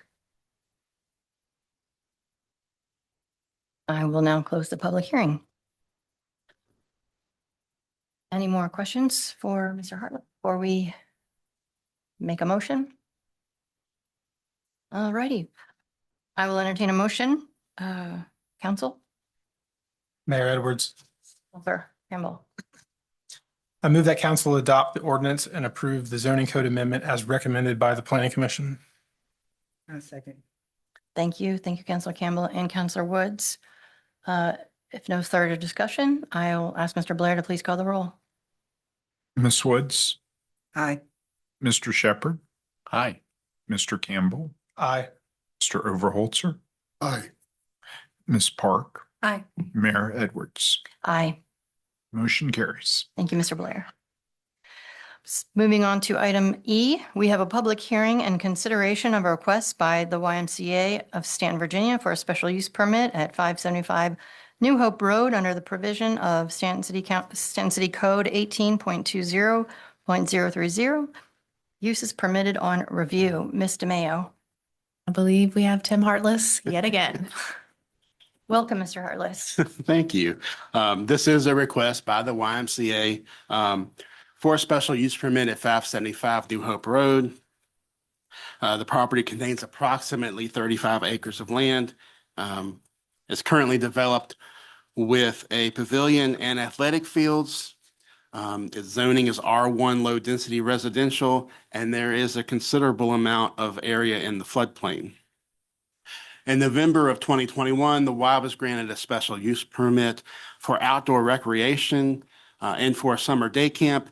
Now the Y is back and they're asking for a special use permit to add a child daycare for up to 120 children, which would operate year round, a teen center for up to 130 teens, which would operate during the school year, athletic fields and basketball courts, and a future pickleball complex.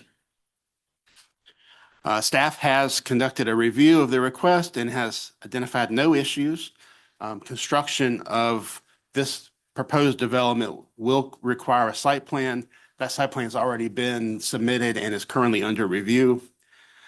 The zoning code does include 2 conditions for child daycares, and those conditions are that there must be a fenced play area and that the daycare must meet all of the requirements of the Virginia Department of Health. Zoning code does not include any criteria to be used when evaluating these types of uses for special use permits, but staff did consider the impacts of the use on the surrounding area, traffic impacts on New Hope Road, the existence of the floodplain and the development potential of the property, as well as the comprehensive plan future land use map. As part of the site plan that has already been submitted, we determined that 84 parking spaces are required for the existing use and the proposed uses, and the site plan shows 204 parking spaces. We also reviewed a traffic impact analysis for the development. That analysis indicated that there were no improvements needed on New Hope Road, and staff has reviewed that TIA and has determined that it is acceptable. The surrounding properties include a mixture of uses such as agricultural, industrial, religious, and single-family homes on large lots. And although the facility of this size will impact the area due to the seasonal nature and the daytime-only nature of the uses, staff believes the impacts would be minimal. Surrounding zoning is I1 light industrial, R1 low-density residential, and some B3 planned business. I would also mention that property to the east and west is also part of the Bells Lane Agricultural Forestful District. The city's comprehensive plan designates this area as conservation, recreation, open space, as well as low-density residential. The future land use map is generalized, it's not property specific, and this proposal does comply with the recreation open space designation. It also complies with several other objectives listed in the comprehensive plan. Those are to provide appropriate facilities and programs to adequately meet the recreational needs of the community, continue to support and provide facilities for active and passive recreational activities that provide opportunities for social interaction, to work with the local YMCA and similar organizations to provide joint programs and supplement resources, and to continue to support the network of parks, small and large. Planning Commission conducted a public hearing at its May 21st meeting. During the public hearing, no one spoke in opposition, and the Planning Commission unanimously recommended approval with conditions. The first condition is that all structures or uses within the floodplain must comply with floodplain regulations as set forth in SCC 18.170. Number 2, all off-street parking spaces required to accommodate the uses of the site shall be provided on-site and all arrival and departure activities for children shall also be done on site. Number 3, the following conditions shall apply to exterior lighting of the property. The athletic fields shall not have stadium-style illumination. All exterior building-mounted lighting must consist of full cutoff style fixtures. All exterior fixtures shall be limited to 3000 K or less light color temperature. Light spillover at any property line may not exceed half a foot candle. Mounting height for all exterior fixtures shall not exceed 24 feet measured from the ground to the bottom plane of the portion of the fixture emitting light. All exterior lighting must be turned off by 11 p.m. other than that which is necessary for security as determined by the zoning administrator and reflected through the lighting portion of the approved site plan. The zoning administrator may grant exceptions to these limitations for specific uses on the site or specific events. All requests shall be submitted to the zoning administrator at least 7 days prior to the event. Number 4, all trash collection dumpsters located on the site must be fully screened by a dumpster enclosure and gates. The dumpster enclosure shall be constructed of either stone, masonry block, metal, wood, or composite materials to the satisfaction of the zoning administrator and reflected on the approved site plan. The fenced play area is required in the current zoning code and shall be maintained for the duration of the special use as a child daycare. And finally, the daycare must meet all of the requirements of the Virginia Department of Health. If you have any questions, I'm happy to answer them. Members of council, Mr. Shepherd? We're very, very thorough. And the first thing that I thought of was Friday morning. If you've ever driven down Statler Boulevard on Friday morning when the livestock is going on, it's highly congested and there's a lot of traffic. And yesterday morning, I saw a horrific accident at that intersection at the railroad tracks. So I was interested in the traffic study that indicated that that amount of traffic coming out of that road is adequate. So anytime you do a traffic study, you have to make a lot of assumptions. But the engineer who did the study assumed traffic during peak hours in the morning and in the afternoon. And they determined that the existing intersection at Statler and New Hope and the existing intersection at National and New Hope and the existing 2-lane New Hope Road was adequate for the amount of traffic that they calculated and estimated. I do know once they put the 2 turning lanes on Statler to Richmond, a lot less traffic went to New Hope or down New Hope Road.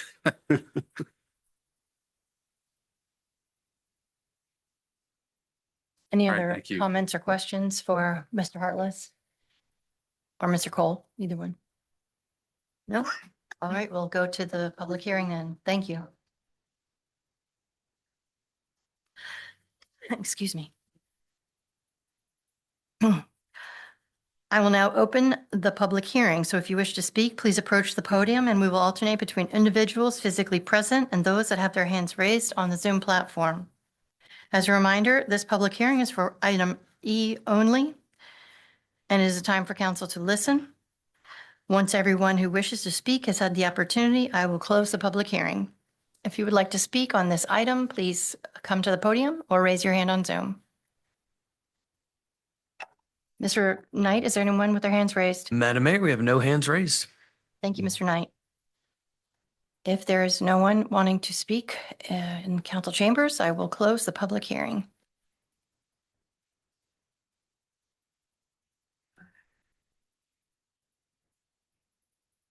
Council, if you have any more questions or discussion, I'll entertain a motion. Item.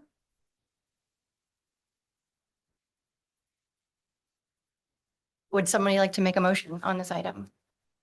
I'll just add, I'll make a motion, but I'll just add it. Just congratulate the YMCA. One of the biggest comments we get around here is providing more activities to support families and particularly youth. So what the facility you're putting out there is going to be a tremendous asset improvement to our community. So thank you.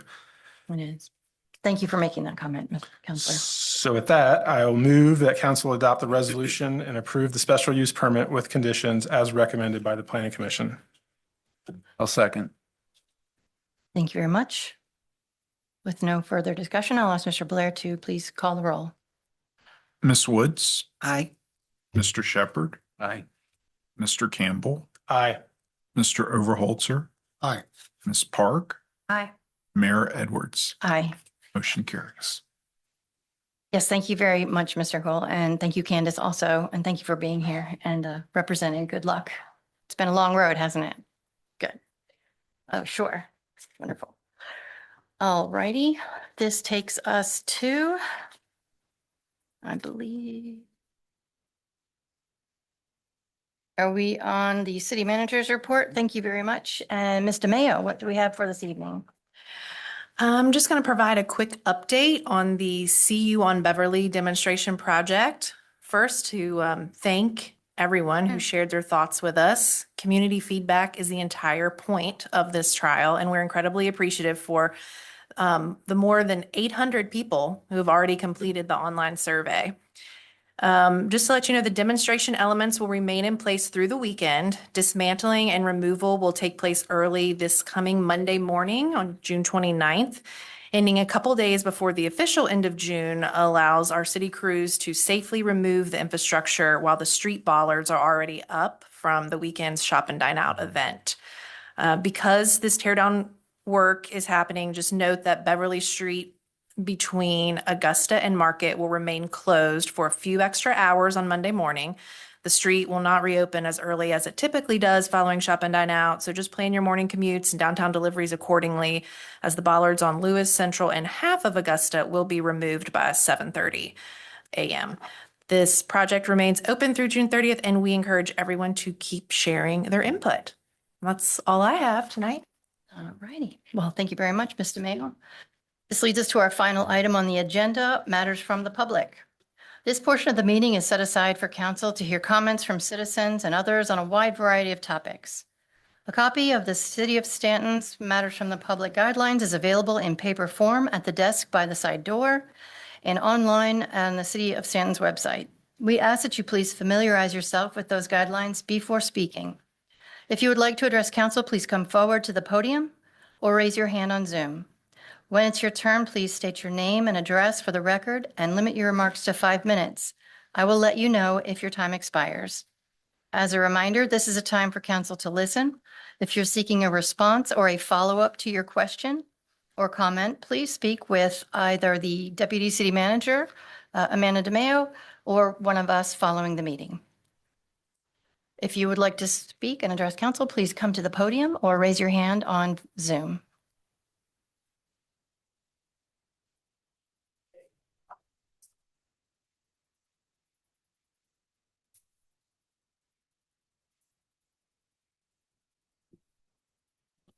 Madam Mayor, members of council, Evening.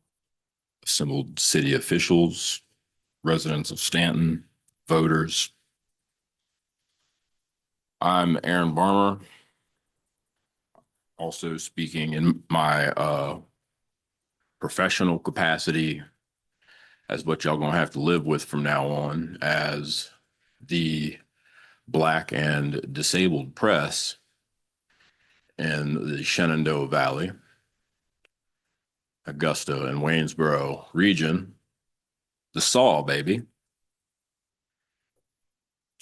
This is American Quality Control, features and comment limited, Staunton, Virginia, 24401.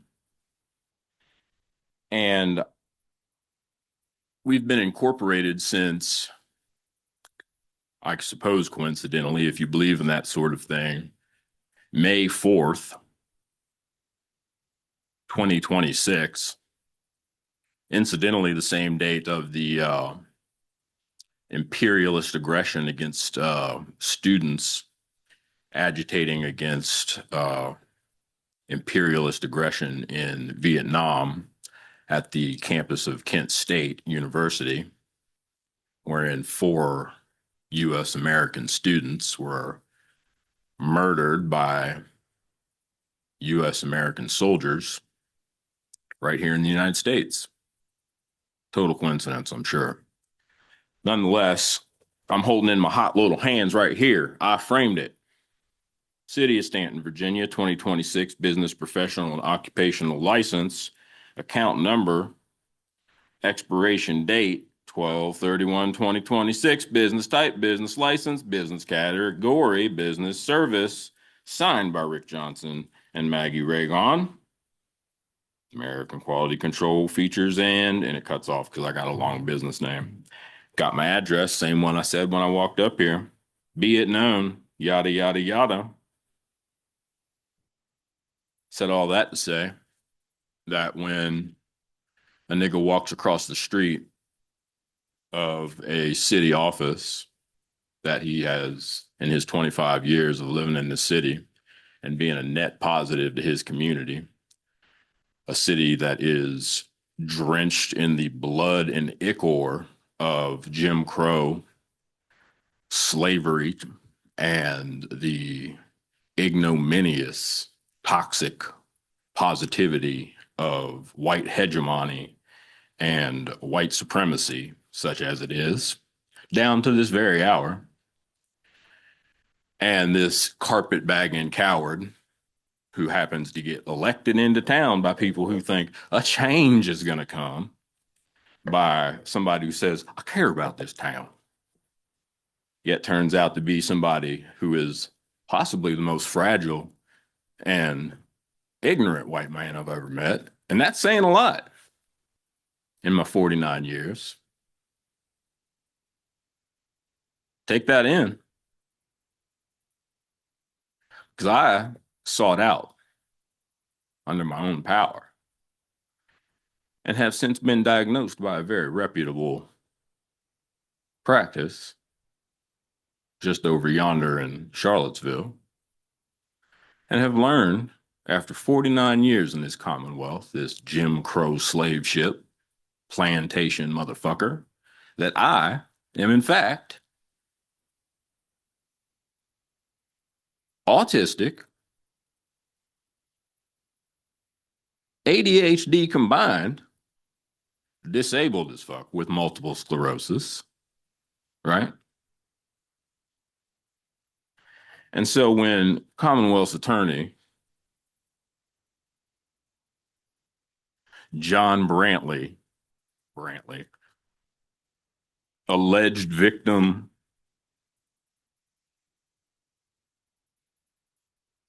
Baber, Baby Dose II, steps to me with his Jim Crow nonsense in the lobby of the Cochran Judicial Center on June 1st, and then waits all the way until yesterday to serve an emergency protective order because he's so scared. You best know I've been clowning his ass in front of everybody here who's going to get subpoenaed. All right? Y'all have a nice day. Mr. Knight, do we have anyone with a hand raised on Zoom? We have, oh, there we go. We do have one. Okay. Hello, caller. Hello, Council. I want to say good evening to all of you. Hi there. I think you might have your mute button on because we cannot hear you. Caller, Hello? could you press your mute button because we can't hear you? It looks like it's I keep unmuted, saying but it flashing, but it yeah, still not hearing it. perhaps if you hang up and call back, but we're unable to hear what you're saying. Is there anybody here? And please come on forward and we'll wait to see if this call comes through. Thank you. Hello. How are you? Good to see you. Thank you so much, Mayor Edwards and City Council, for everything that y'all do for the city of Staunton. My name is Liza Bance, and I moved here recently in the last couple of months. And I live at the corner on the Beverly Apartments at the corner of New and Johnson, right where Lewis Creek emerges from going underneath the city. And I moved here in the winter, but recently in the spring, as it became spring and summer, I started to notice how devastatingly polluted the creek is. And with every rain that happened, every rainstorm, it got worse and worse. I noticed that trash was piling up on the side, not only the side of the bank, but it was basically all over the river. And so just I took a little bit of time and I actually figured out what was in the river, but there were old tire parts in the river. There were motor oil cans, dirty clothes, dirty socks, dirty towels, flip-flops, and shoes. I found latex gloves, needles, razors, chains, pieces of carpet, pottery shards, beer cans, beer bottles, bottle tops, cigarette butts, cigarette packs, cigarette cartons, large pieces of rusted scrap metal that were too large to be removed from the water by one person. There were pieces of shattered glass all over the floor of the river. There were fast food wrappers, candy wrappers, soup cans, plastic straws, plastic cups, plastic bags everywhere, plastic cross ties, unknown wires and cables just coming out of the bottom of the river. I even pulled out an orange construction cone, a full-on orange construction cone. One of the saddest things that I found in the river this spring and summer is the fact that a lot of the pollution is actually grown into the sticks in the river. So some of the plastic bags, there was a huge plastic tarp and unknown pieces of metal, and that actually couldn't be removed without taking out the sticks first. So not only is there trash in the river, but some of the trash in the river is so entangled with the nature that you have to actually pull out the nature to get out the trash.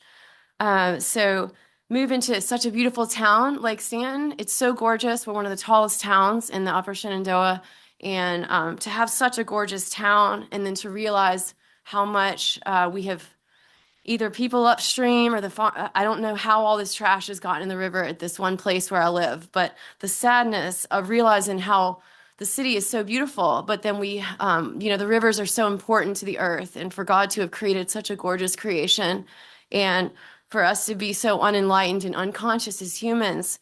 I'm from the outside Richmond, so I'm from the middle part of the state. So these mountains are, wonderful for people I haven't grown up in the mountains, and to think that we've neglected this river like this. And so I noticed that on the south side of the river, there's a perfectly manicured grass. There's looks like hydrangeas and beautiful flowers. And then for some reason on the north side of the river, there's trees and there's mulch, but there's not, there actually aren't any plantings. There's no flowers, there's no shrubs, there's no, and so I noticed that it seems that it's been neglected. And the issue that I realized from doing a little bit of research is that the stormwater runoff, because there's no plantings and there's no flowers in this one area, when it rains, it not only is extra dirt being, there's more dirt going in the river than needs to be, it's extra sediment, but also a lot of the chemicals from the city, a lot of the, not just the trash, which people have trashed this one north side and not the south side because it's not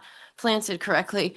But also to realize that if the north side of the river were planted correctly, then it would actually hold in some of the water and not only prevent people. If people saw a beautiful north side of the river right down in this parking lot, then if it was a beautiful at the south side, then they probably wouldn't throw as much trash. So anyway, my heart has been really broken to see what humanity has done. I mean, it's shocking and it's horrifying what humanity has done. I don't know how it's gotten this bad, but I was just wondering if there was any room for a project, if it were possible to start a project it's a rather lengthy corridor of land, but if there were an option to be able to ask for donations from the Department of Forestry or other local garden centers, that we could ask for donations to be able to not only make this part of this where the stream opens up more beautiful, but also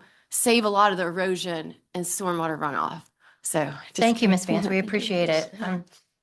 I'm sure there are folks up here that would want to chat with you after. Okay. About this. Thank you for your concern. Mr. Knight, do we have any hands raised? We have no hands raised right now. Thank you. Is there anyone else who would like to? Yes, sir, please come forward.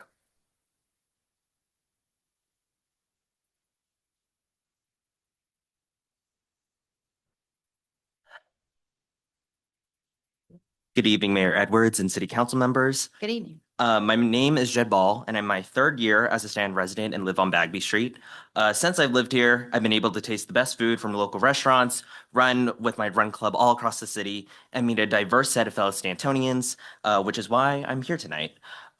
With the people I've met also include some folks who are more pessimistic about this place we call home. The most recent pessimism has centered on the downtown demonstration project on Beverly Street. This project has caused a lot of online debate, with many of the comments and feedback being negative, at times outlandishly so. Just before the session, I saw someone post about how, quote, no one is sitting at any of the painted benches the city has made, despite knowing me, my friends, and many community members have done the exact opposite. Though the city and other organizations have posted the project survey to provide feedback multiple times, and some of the local businesses downtown showing their support, I'm concerned that instead of providing an alternative version for supporting all users of Beverly Street, folks complaining about the project are actively choosing to stay in the past and will not consider what a better future could look like. I share these concerns with those who are genuinely worried of making Beverly Street one lane and its impacts on accessibility for people with disabilities. I think many would agree with me that it is appropriate to discuss the city's responsibility to think of all ways to accomplish this goal. Fortunately, the considerations over improving access for Beverly Street are ones that have been thought of, studied, and approved over the course of many years. What's not appropriate, however, is people complaining from the start without actively partaking in the project or participating from a place of closed-mindedness and opposition, while also wanting more benches and greater access on currently narrow, uneven sidewalks that make life more difficult for those with accessibility challenges. I worried that supposed concerns over persons with disabilities and, quote, preserving Stanton's historic charm, end quote, are instead excuses for status quo thinking. Personally, I am thankful and grateful that the city is trying out new ideas to make improvements and beautify the place we call home. Folks don't have to agree on the approach or with the results, but upgrading our downtown's intersections was years in the making. It feels as if the complaints flooded in only as soon as they started added flex posts and benches onto Beverly Street. This feels like a consistent pattern, as folks were and are fired up about the wharf improvements to make the city more flood resilient, because where will anyone park outside the multiple blocks, garages, and lots in a 5-block radius of downtown? People complained about the city adding new bike lanes for safety and access purposes on Churchville Avenue, and now folks are upset because each of us can walk and access downtown more safely, be in downtown Stanton longer, and support our local businesses. And I believe that many of the concerns of those who are worked up over a 30-day project over perceived parking and delivery zones are short-sighted and misguided. I've driven downtown many times this June and felt the same before and after. I watched from the city's painted benches as dozens of cars drove past extra long delivery trucks with ease and vehicles using the designated delivery zones. In fact, I'm confused at concerns that are counter to what I've seen and witnessed, because compared to the online comments and misinformation, 0 parking spots on Beverly were lost, Flex posts still maintain additional width for the driving lane, including for emergency vehicles from local agencies such as the Stanton Fire and Police Departments. And importantly, there are many people who have been sitting on the benches, lingering to smell the flowers that were planted, and visiting businesses they might not have stopped into otherwise, all while the cost of these materials were paid by a grant with not a single dime of Stanton taxpayer money used. And like many Stantonians, I'm not a city or urban planner. I experienced Beverly Street by running through downtown, grabbing lunch or dinner, shopping for gifts for loved ones, or enjoy looking at the historic buildings that make Stanton what it is. I support this project not just because it has improved our downtown over the past few weeks, but because it demonstrates what a creative set of Stanton leaders and officials could help us become. Without improvements like this and the city's willingness to try new things to improve our lives, I'm concerned that Stanton will be kept in the past with no guiding North Star. So I would ask City Council to not let Facebook comments constrain curiosity and allow doubt into your decision-making, instead to continue to test new ways to make our lives better and a bit easier. Thank you for your time. Thank you very much for your comments. We appreciate it. Mr. Knight, do we have a hand raised? We have no hands raised. Our caller did not call back. Is there? On, but just not. No, couldn't make it. Do we have anyone else in chambers, council chambers that would like to speak? If not, then this city council meeting is adjourned. Thank you all for being here. Appreciate it.